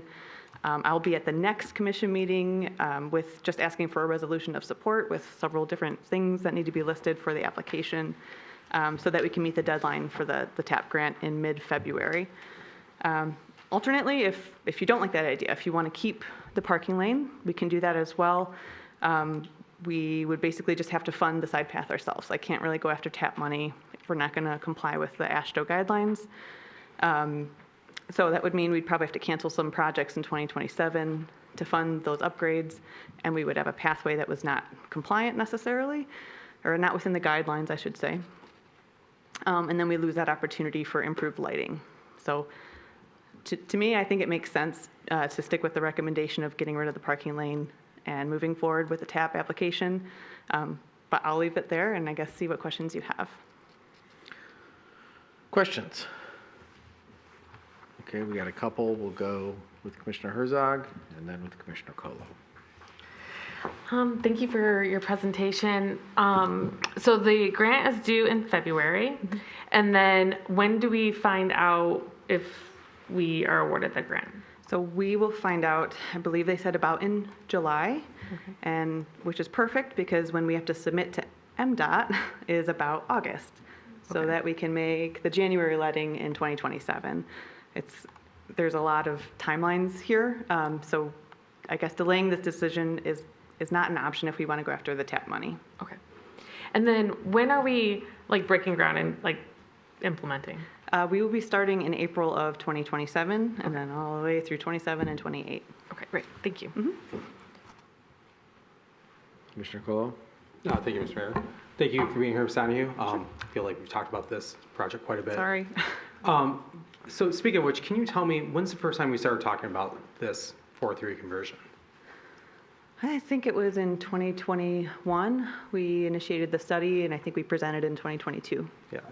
So we talked about in 21, it went through a traffic committee study back then. We talked about it at the table then in 22 because the results came to us, right? Correct. And then we continued to talk about in 23 and 24. We tried to get funding for it, if I recall, back then from the federal government, correct? And then in 25, you did a survey. Do you recall how many people responded to that survey? Oh, I don't know, but I remember we were very pleased with the results. Like If I told you it's 1,885 people, does that sound like it's right? That sounds about right. Thanks for Yeah. looking that up. So, I was looking at those results. It looked like when we look at the section where we said to do parking, which is going to be between Main Street and Campbell, of the 1,885 people who responded, 50 people indicated that parking would be a priority to them, right? That sounds about right? Because you said it's also the lowest. Yes. Okay, so that's 3% of the total responding people through this robust public engagement said that they thought parking was important, correct? Correct. Okay. And then if we were to pay for this, we would have to not do some road funding or road projects that we had prioritized previously, that we talked about with the millage, right? That we had sold on the millage, telling people if we were going to complete. That's correct. There'd be Stevenson and I think 3 or 4 downtown streets would have to get pushed to a future year. We do them eventually, but not on the schedule that we had told the public. Okay. Okay, thank you. Sure. Anybody else?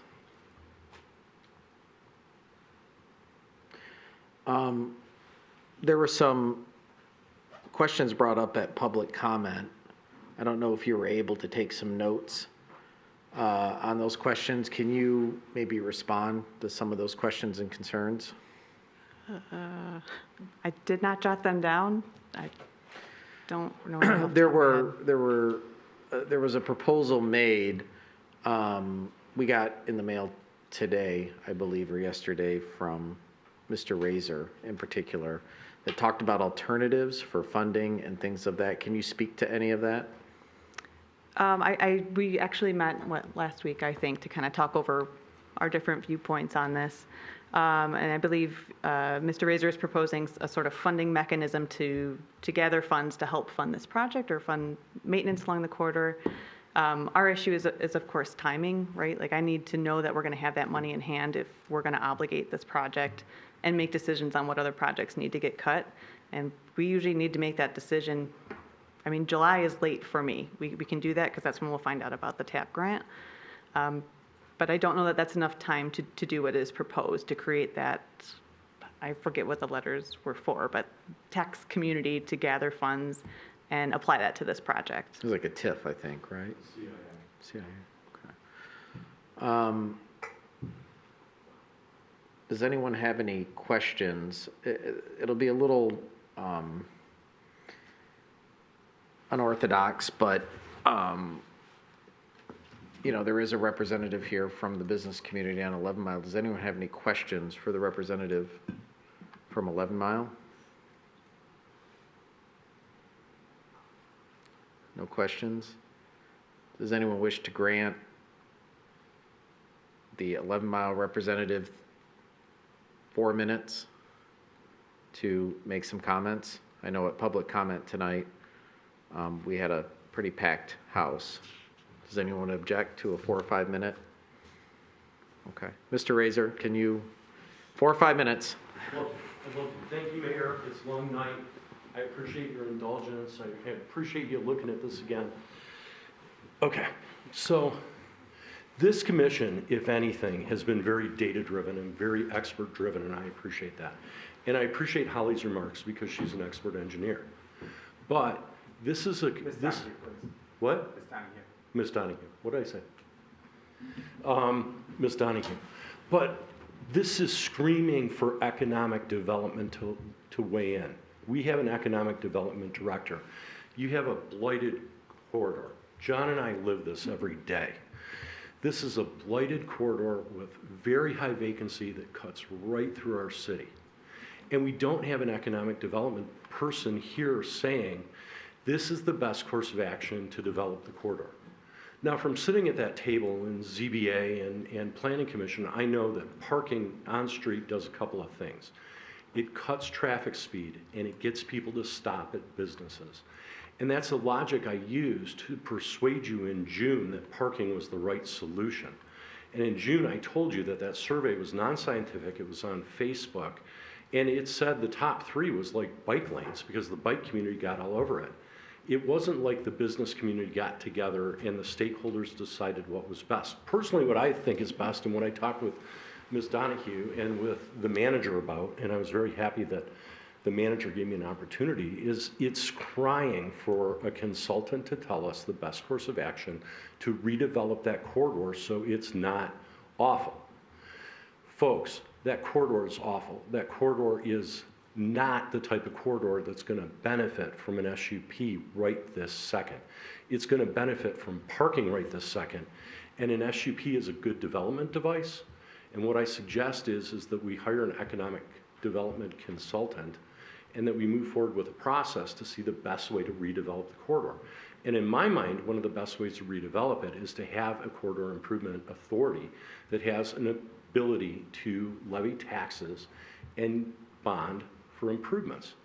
And a CIA could bond for the improvements that we need. For example, we're not exploring permeable pavement for that SUP, which might be a very good use of that and create a lot of permeable area. We're not looking at alternatives to connecting our SUP to neighboring communities that have not committed to attach to it. Like in the memo from the engineer on December 8th, she disclosed to you that none of the neighboring communities have decided that they want to attach to this, to our SUP at all.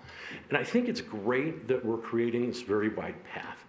And I've said this to many of you. If I could go back in time and just tell them to put an extra 100 feet in every roadway, then we could have transit, and we could have bike lanes, and we could have like everything we want.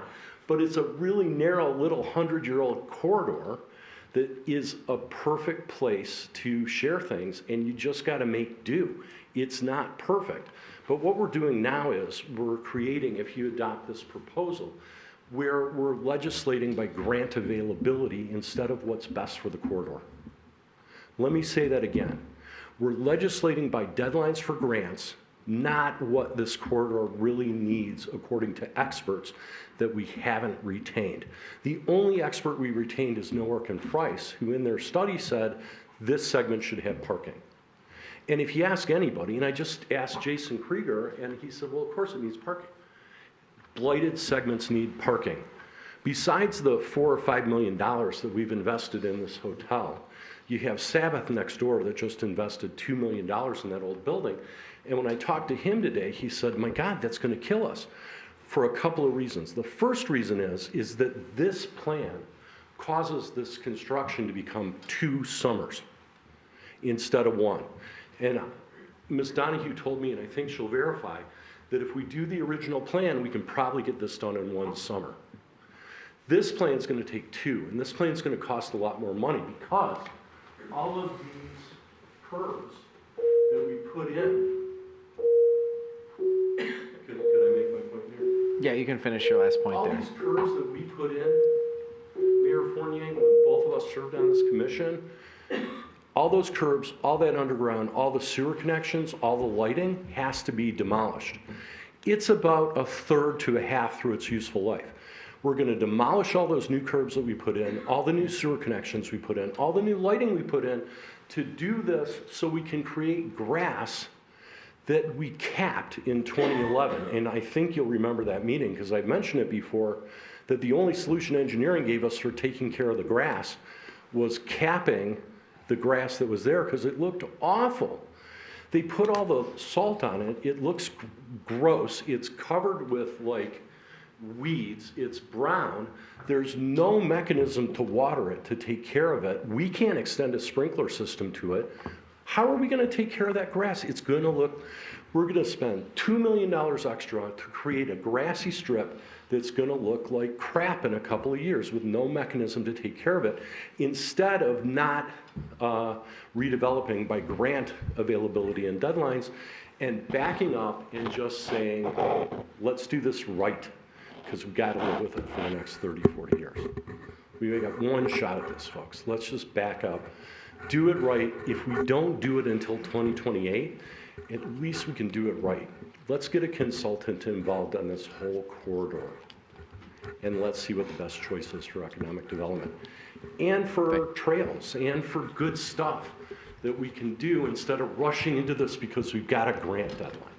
And I'd be happy to answer any questions. And John would love to say 10 different things. This guy just busts his hump every day at that old property where we've taken a dump that was pretty much like a crack house, you guys know, and brought 15,000 people a year to downtown Royal Oak.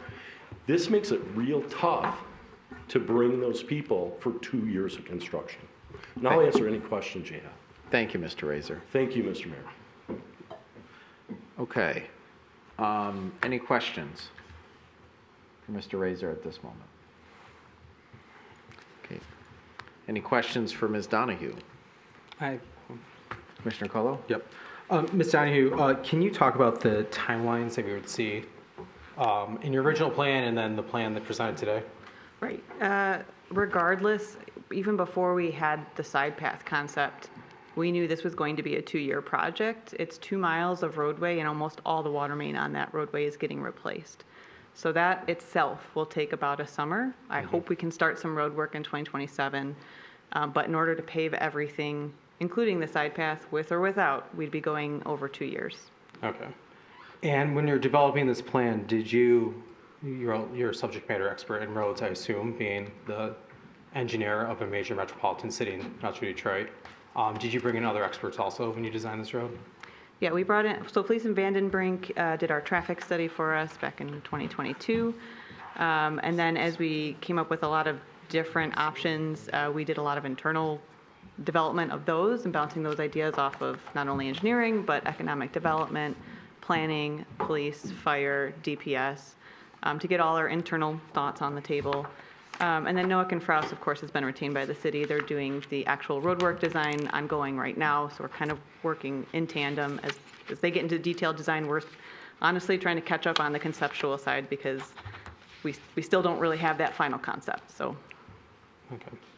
And then can you remind me, is there parking on 11 Mile that's existing right now? No. So we're not removing an existing amenity that businesses would have available to them right now? Correct. Okay. Okay.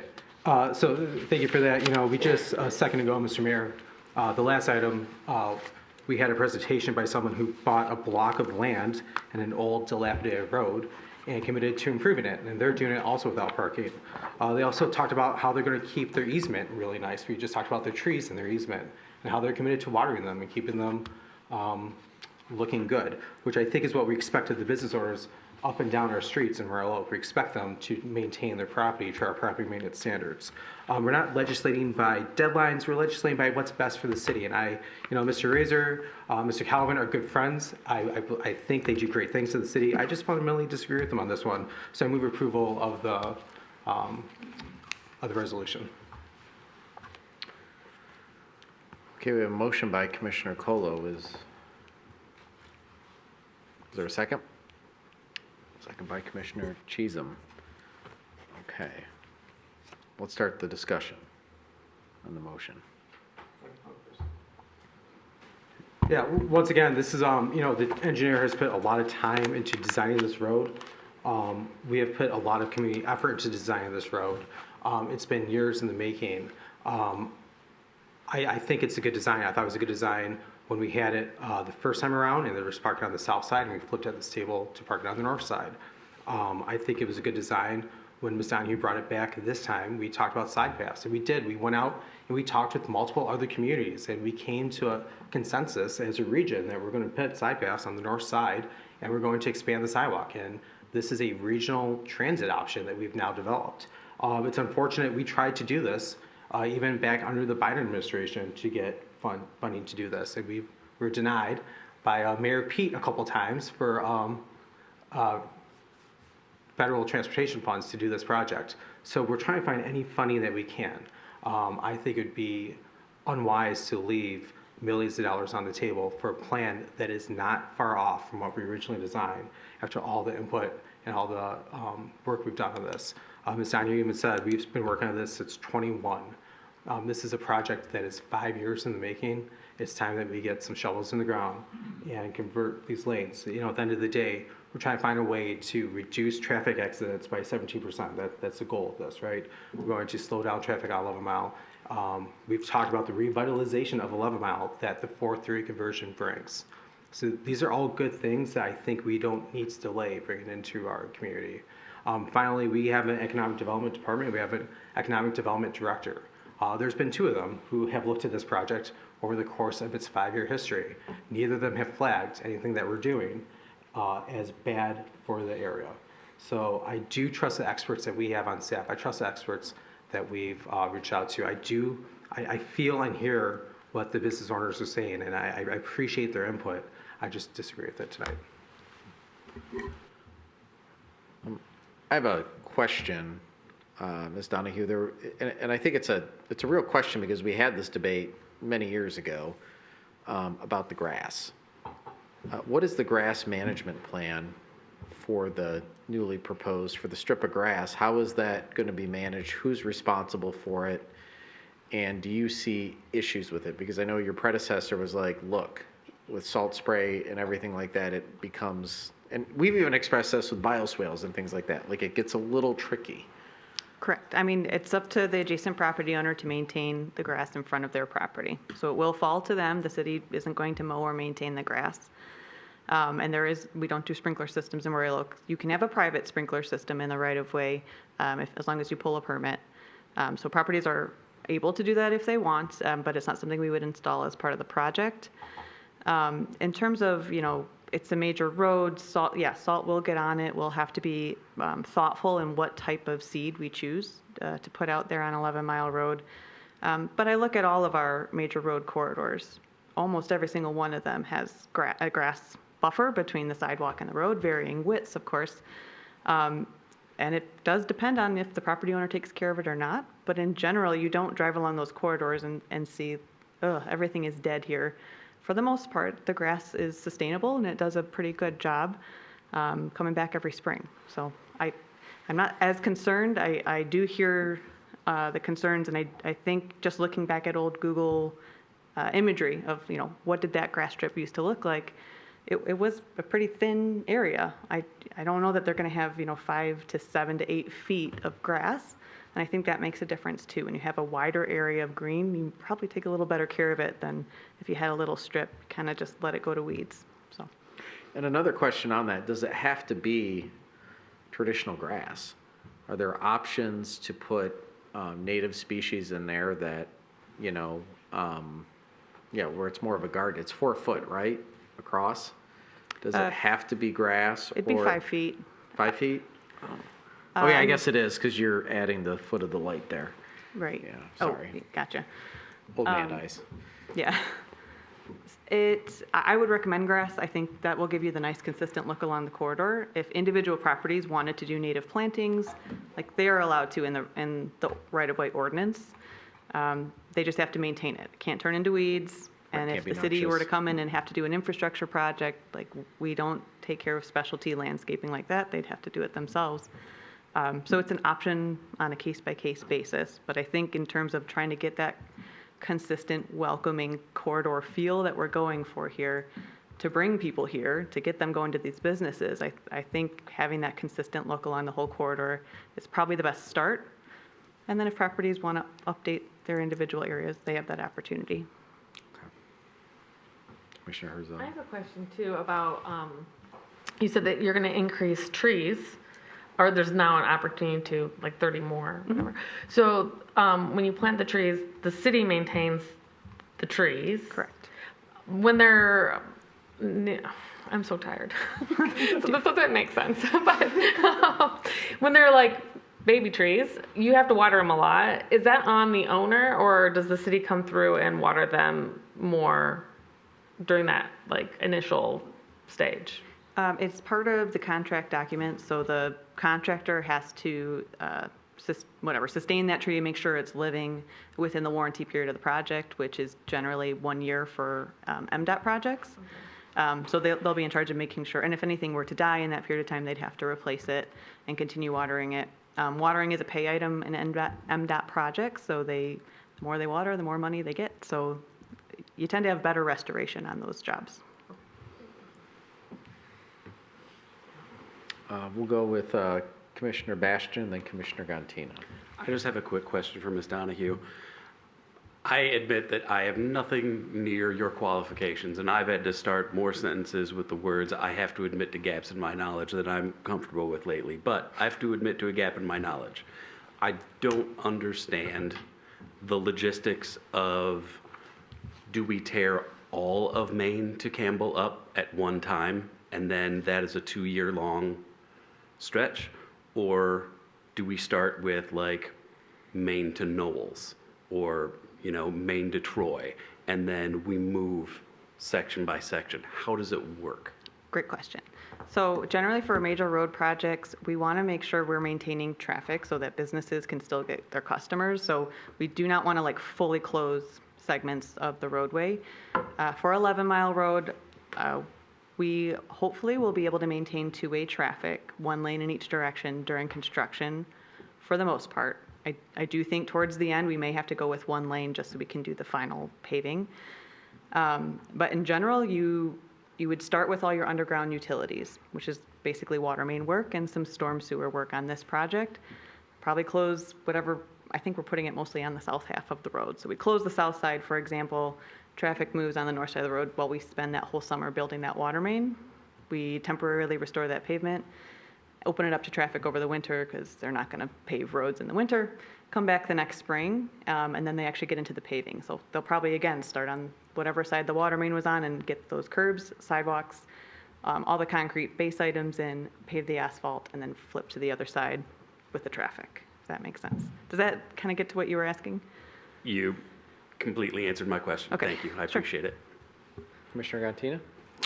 Well, thank you for the information tonight. I do have a quick question regarding the shared use path. We saw a project here earlier tonight that was able to use porous pavement as a solution. Are we able to explore that as a solution for that shared use path, or does that design spec take us out of the AASHTO requirements at that point and create complications with the grant? I don't think it would keep us out of applying for the grant. I do know that the cost would be substantial, and that the cost is already pretty substantial for just standard concrete that we're proposing out there. We could look at maybe a strip of, well, I'd be nervous to do like mixed pavements out there because then you end up having trip hazards. I was going to say maybe you could have the sidewalk slopes towards the road and you just collect that water towards the curb or something, but I don't know that that's great. And I think one of the benefits of changing the design here is we now have a green space that all that stormwater can discharge to. Ideally, it infiltrates. We think we have pretty good sand in this part of the city, at least closer to the downtown. So I think that might be a much cheaper way to get some stormwater benefits and also make sure we're not like draining water through the pavement and then going into somebody's basement on accident. Okay, thank you. Commissioner Colo? Thank you. This is actually for the city management team, either Mr. Jarkowski or Gorkowski, I'm sorry, or the city attorney here. I want to know, can we still explore a CIA if we vote to make this change tonight? Absolutely. Okay, so a CIA is not off the table. We can in fact do a quarter improvement if we wanted to, where it'd be a taxing authority where we could collect funds and put it back into revitalization, because I do look at 11 Mile Lane. I think it should be First Street one day. I think it could be a new hub, and it is the next area of Royal Oak that could really be revitalized. Right. I mean, obviously we can explore a corridor improvement authority, and one of the things they could do as part of their organization with their TIF capture is use those funds to improve that corridor, whether it's maintaining the grass, whether it's improving with plantings or other like let's say benches if they're allowed, other types of improvements that maybe the DDA would similarly do in the downtown area. And that certainly would be one way to help beautify and sustain that entire corridor. It would probably have to jump over the DDA at some point, where the DDA, and so you get both ends of it, but I'm sure we could, you know, explore the options there, and it certainly is something we'd be happy to look at. Okay. Because I do think that's part that we do need to look at the future of that, this area and how we are going to continue to revitalize it. Hotel WROK being one of the great examples of the businesses that's flourishing on that corridor, and we want to see many more that can join them. Mr. Grochowski, do the CIAs allow for use of funds for auxiliary parking lots? So the CIA could buy a lot and convert it into a sort of an off-street public parking? I believe so. I will have to look into that a little more, but I'm pretty confident they would be able to explore those options, just like the DDA can buy parking lots and have. And so I don't see it any different. They are set up a little differently, but at the end of the day, I think they can serve the same purpose to do that. I will say that initially, because until there's more development and redevelopment, the TIF capture might be a little lower comparatively speaking, because they only capture the difference in what the current value of when it's established and then any additional taxable value. So it may take a little while of growth to get substantial funding to fund. They may have to start small and work up towards bigger ambitions as funding grows and they grow their TIF. Anybody else? I'll just say I have mixed feelings on this one. I think there is logic to say, you know, what is the economic development plan for 11 Mile? And I don't know that we've had a fully engaged conversation on that, at least in a while. I think 11 Mile brings a number of opportunities, but also a number of complexities. I'd like to say this plan is a really good plan. Without question, it will revitalize 11 Mile Road. There's no question about that. It will make it better. It'll make it better looking. It will improve traffic flow, reduce accidents, increase pedestrian traffic, increase pedestrian crossings, safety. All of these things will come with it without question. The question is it the best plan for 11 Mile Road? And you know, I don't know the full answer to that. What I do know is that we're not taking away any street parking with this plan. So, you know, having harm, clearly with construction, there's always issues with commerce. It's one of the unfortunate side effects of having to do any sort of construction in the city, any route, anywhere. But we also know, too, that 11 Mile is targeted for a lot of residential redevelopment as well. We've talked about that in our master plan. Mixed uses, hopefully, but a lot of them may not be mixed use. A lot of them may be like the Amber apartment building we see, which will have, you know, parking assigned to it. You know, there are parking demands for any sort of residential property, which will typically be on the side or backs, and not require on-street parking. So, at the same time, I see the, you know, a bird in the hand is worth two in the bush sometimes. But I guess I don't, I mean, understanding what's best, and at the same time balancing the timeliness of making these improvements. It's a real tough call right now, because I don't think what we heard tonight is wrong in any way whatsoever. It's not wrong. The question is, you know, what can we do now? What should we do now?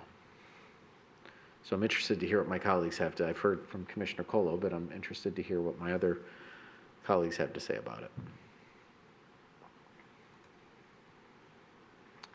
Commissioner Grantina? So I've got a bit of a timing concern in the sense that I agree with you in the sense that there's a lot of good information that was shared today. I'm not sure there was any wrong information per se, but one of my concerns is if by waiting we aren't necessarily getting to a better result, all we've done is cost ourselves some time and pushed out a decision that we've been trying to get to for some time now. Based on what what I've heard about this project and the recent changes, I'm not so sure that giving it much more time will result in a significantly different design. And I'm also sort of the mindset of that phrase of not letting perfection be the enemy of good. This is a good plan. It doesn't have everything that we want, but we see that all the time where we have plans come in front of us that we would love for it to have this one other little element or that other little element, but we can't say no simply because it doesn't have that one little thing. So that's where I struggle with this a little bit in the sense that I think what's here is good. I'm concerned about trying to make it better, costing us time, and it really not ending up much better than what we currently have. Anybody else? Commissioner Chisholm? So, I looked at this over the weekend and spent a lot of time with it, and unfortunately, my words are not my forte at this particular time of day, but, I do think that this is not a project that we've rushed into. We've been working on it for years. We have some data from some pretty substantial community engagement. I like to hear from business owners. I always like to hear from business owners. But I think I'm in agreement with some of my colleagues up here that, we have this great plan. There are these grants, this grant that's available for us, but we need to move on that. I don't agree that we are doing it just based upon the grant. I think that there's been a lot of work into this design. I understand that, you're not getting what you want with this. I am also very optimistic that this path and the lighting and the slow traffic and the better crossings are going to just really be catalysts for some more action and movement in that area. Is the acronym really CIA?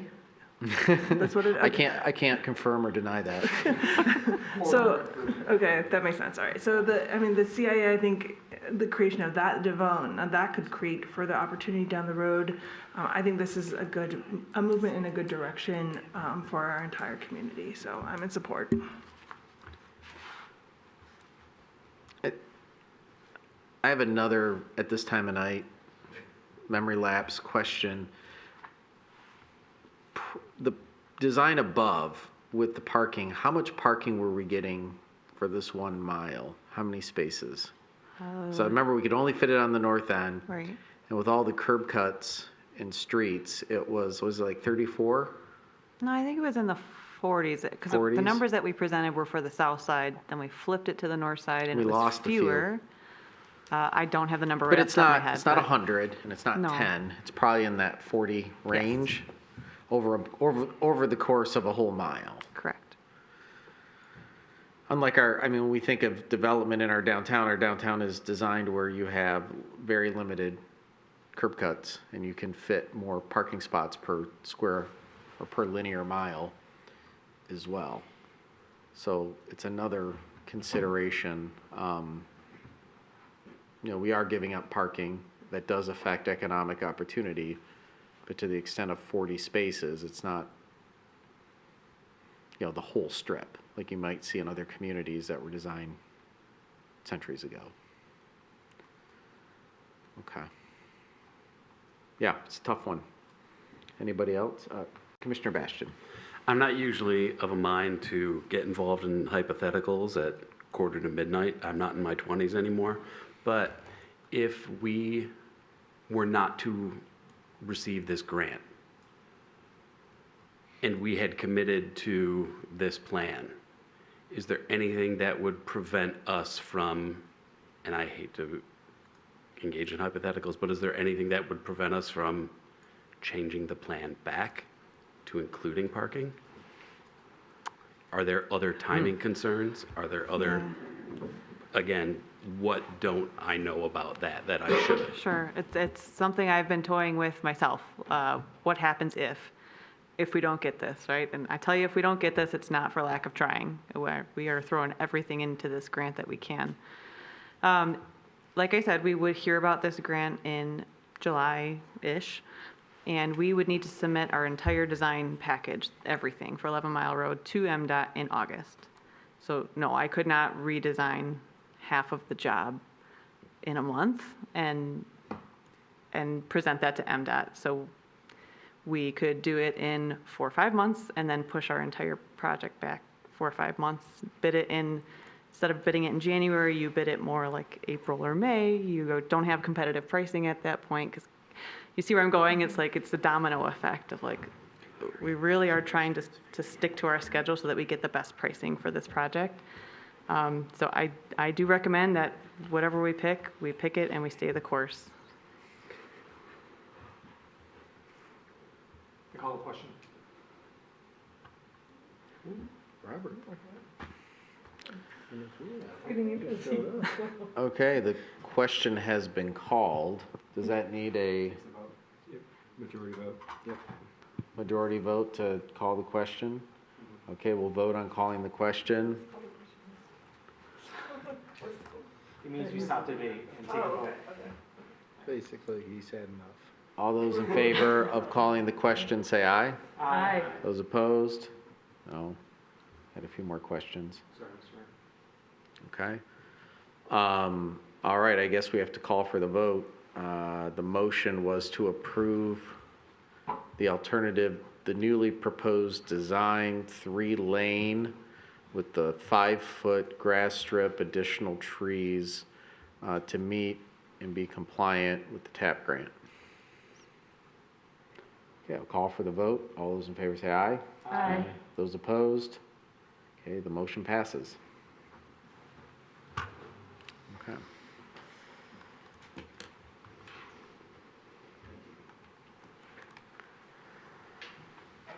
All right, that brings us to item 14, approval of consideration to amend stormwater detention ordinance, chapter 644, first reading.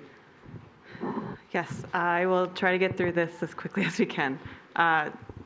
So tonight I'm here to present our updates to the stormwater detention ordinance. We have been working closely with OHM advisors. I have Valerie Novice with us tonight from OHM in case we want to get into the weeds at this late hour and get into the technical details. But I'm going to give you an overview of our existing detention ordinance. First, I'll talk about what is stormwater detention in case that's kind of a new concept for anybody. What our existing ordinance requires, what we're proposing to change, how that compares to the county standards, and then I'll end with some brief site-specific examples. So stormwater detention, it's basically us capturing stormwater on private developments, storing it underground, and releasing it at a very slow rate into our sewer system. We're basically just trying to not inundate our sewer system when we have heavy rains. So they help us, and that's why we have this ordinance, to keep it up. Usually you'll see underground piping, sometimes there's detention ponds, but our sites are often very small in Royal Oak, so more often than not, this is all underground piping. Our current ordinance is City Code 644. We require that you do detention when you've disturbed 6,100 square feet or more. We've had this ordinance since the 90s, and it has outdated equations from the 1970s, including rainfall intensities from the 1970s. So very outdated. It captures what we used to call a 10-year storm back in those days. So we definitely are not even capturing a 10-year storm nowadays with those calculations. Our ordinance does exempt the central business district because everything is built lot line to lot line for the most part. It also exempts single and two-family residences. And then if a property that would normally qualify as only fixing a few things on their site, maybe just a dumpster enclosure, and they haven't hit that 6,100 square feet, they do not need to provide detention at that time, but they do have to record a lien with us and with the county so that we can document over time once they do hit that trigger point. So we want to update our ordinance mostly to be in line with what all the counties around us are doing, primarily Oakland County, but Oakland, Macomb, Wayne, Livingston too, I think, right? All work together to have almost identical ordinances. So all the developers are dealing with the same thing. You can't get a better deal in a different county if they have easier stormwater rules. The Oakland County rules were required by the state. They were mandated for any MS4 community. That's just a community that discharges water out into lakes, rivers, streams. We are not an MS4 community because we don't have any open bodies of water that we discharge to. We go right to Oakland County. Oakland County only requires detention for sites that are an acre or larger, so that's a little bit different from ours. We start at a smaller level. And the county does require that you do infiltration or green infrastructure. You have to at least try on every site that qualifies. The city lists this in our goals. It's in our SCAP and also our strategic plan to get this ordinance updated to mimic Oakland County's rules and to make sure we actually have green infrastructure defined, because right now it's not. So we are proposing that we now collect the 100-year storm instead of the 10-year storm. That's 5.2 inches. To help offset that larger volume, you can release that flow. The larger your site, the higher the flow rate out that you're allowed to do. So that helps offset that larger volume that you calculate.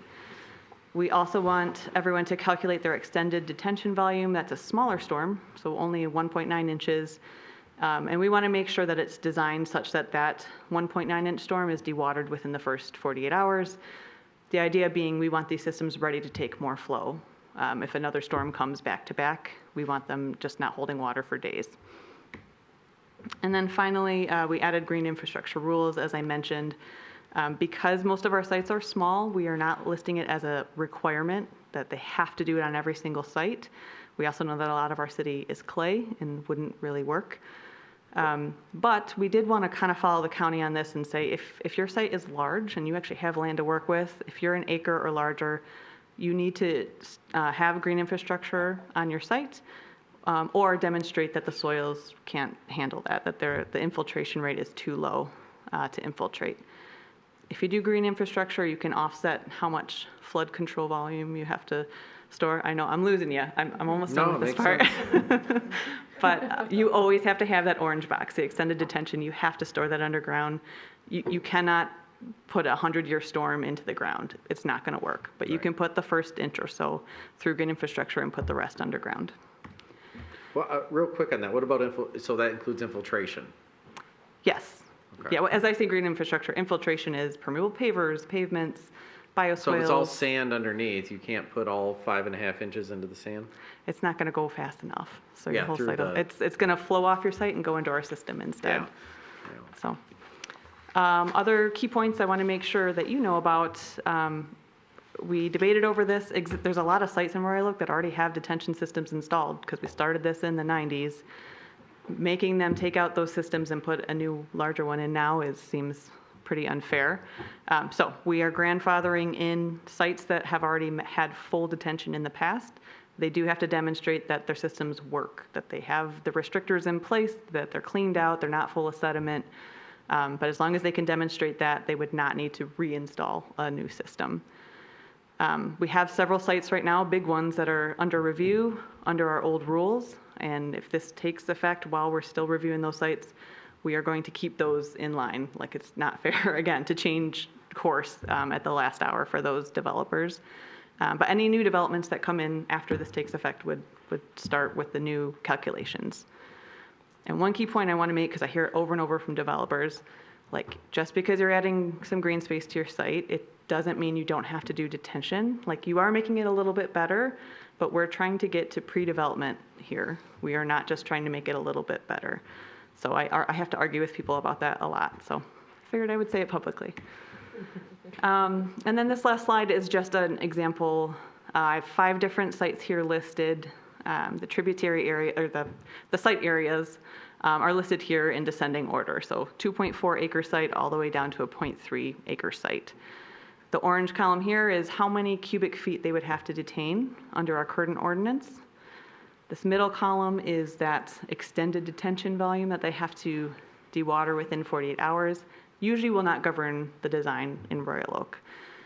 The 100-year volume, this is the number that is, like I said, probably going to dictate how everyone designs their systems unless they do green infrastructure. And you can see it's very site dependent on the percentage difference in terms of how much more volume they have to store compared to what they do now. So we're anywhere from 30% to 80% more volume is getting stored in these systems. So like I said, it varies. It will increase cost to developers, but I think pretty much everyone in the region and engineers I talk to, they're already used to this because Oakland County's been doing this since 2021. So I don't think we're going to shock anybody too much by changing the ordinance here. Okay, how was that? Any questions? Questions? Commissioner Cole? No. Calm down. Going back a slide for a second, just so to clarify this for me, currently Oakland County doesn't require anything less than an acre to comply with the rules, right? That's correct. Okay, so if we move and adopt Oakland County standards, would we stop requiring people less than an acre to comply? Or would we have an exception that they would still have to comply with the rules? Thank you for bringing that up. We are going to set our bar or keep our bar at 6,100 square feet. Okay. So as soon as you hit that, you need to do detention.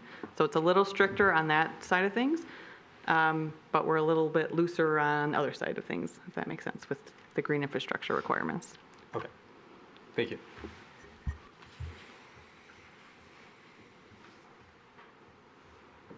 No other questions? Please have 7 more minutes so they hit the first midnight meeting, so you guys gotta ask some questions. So with this, I know that we talked about in our current ordinance, experimental. I mean, we're talking a little bit about green infrastructure and just more generically, are we, or is it our intention to supplement or complement the ordinance with palatable and proven ideas that work? And encourage those and somehow promote those types of infrastructure. So we saw an example here tonight where the petitioner volunteered for a whole myriad of reasons. Is that something that we're going to put in like in rank order? Like if your property, you know, as a boring with sand or whatever, are we getting down to that specific, like we want you to use these things? Or is it just pitch us your plan and it's a nice to have? And can we put any teeth into making sure that people don't look at green infrastructure as a nice to have, but it's their first push, knowing that they still have to put stormwater detention in?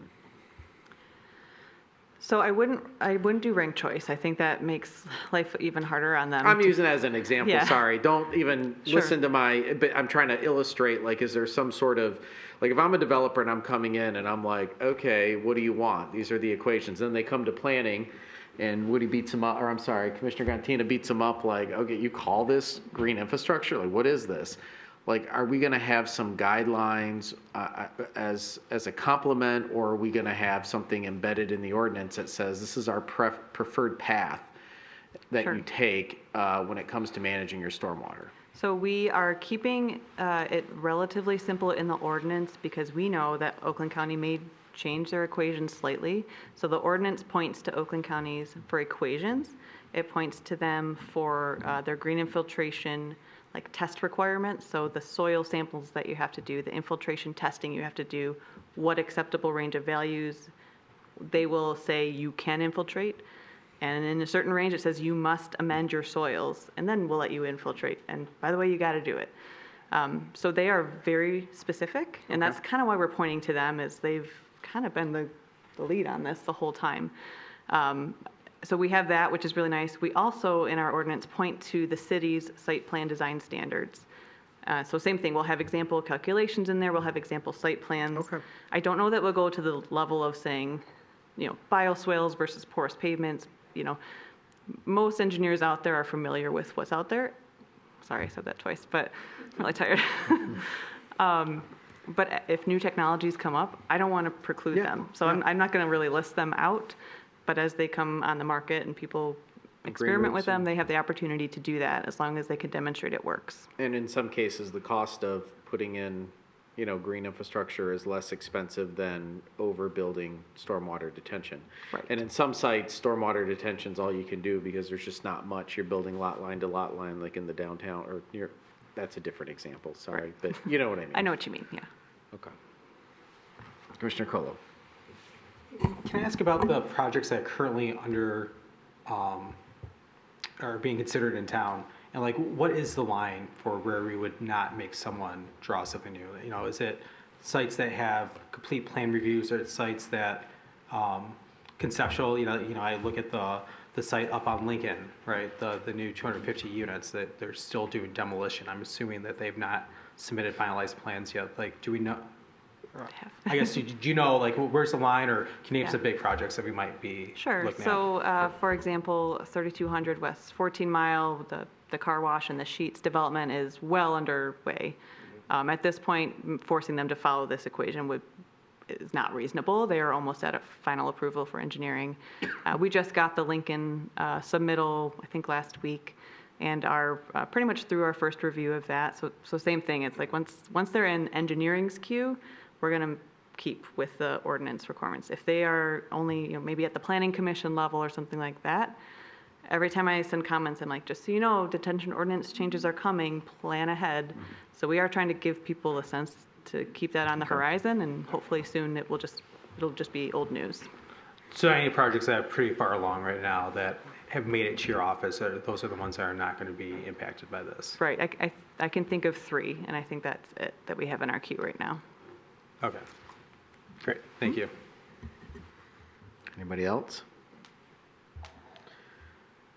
Approval of consideration to amend stormwater detention. Okay. There is the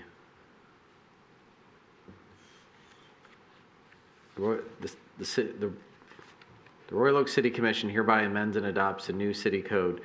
So the title throws me off a little bit, of the agenda topic versus the proposed resolution. But what we want to do is the changes that are in this document are what we want to agree to as summarized by our city engineer. It's not we're not approving the consideration. Approval. Yeah, I just want to make sure it's clear because the agenda item threw me off a little bit, but do you want to make a motion? Can I move to approve the amended stormwater detention? Okay, and we have a second by Commissioner Hunt. Discussion? Just really quick housekeeping. So when we were working on this, our intent was to bring it to you in 2025. So if you'll notice at the top of the ordinance, it's ordinance number 2025-5. Being it's 2026, it'll be 2026-03 for the ordinance amendment. We'll make the change between first and second reading. It doesn't impact anything other than making sure we got the right number, given it's a new year. Awesome. All right. Call for the vote. All those in favor say aye. Aye. Those opposed, motion passes. All right, that brings us to item 15. Oh, is there something, Mayor Pro Tem Herzog, that you wanted to discuss further? Motion to adjourn. Get the words out. Okay, we have a motion to adjourn, seconded by Commissioner Bastian. All right, any discussion on this motion? All right, with none, I'll call for the vote. All those in favor say aye. Aye. Those opposed, motion passes.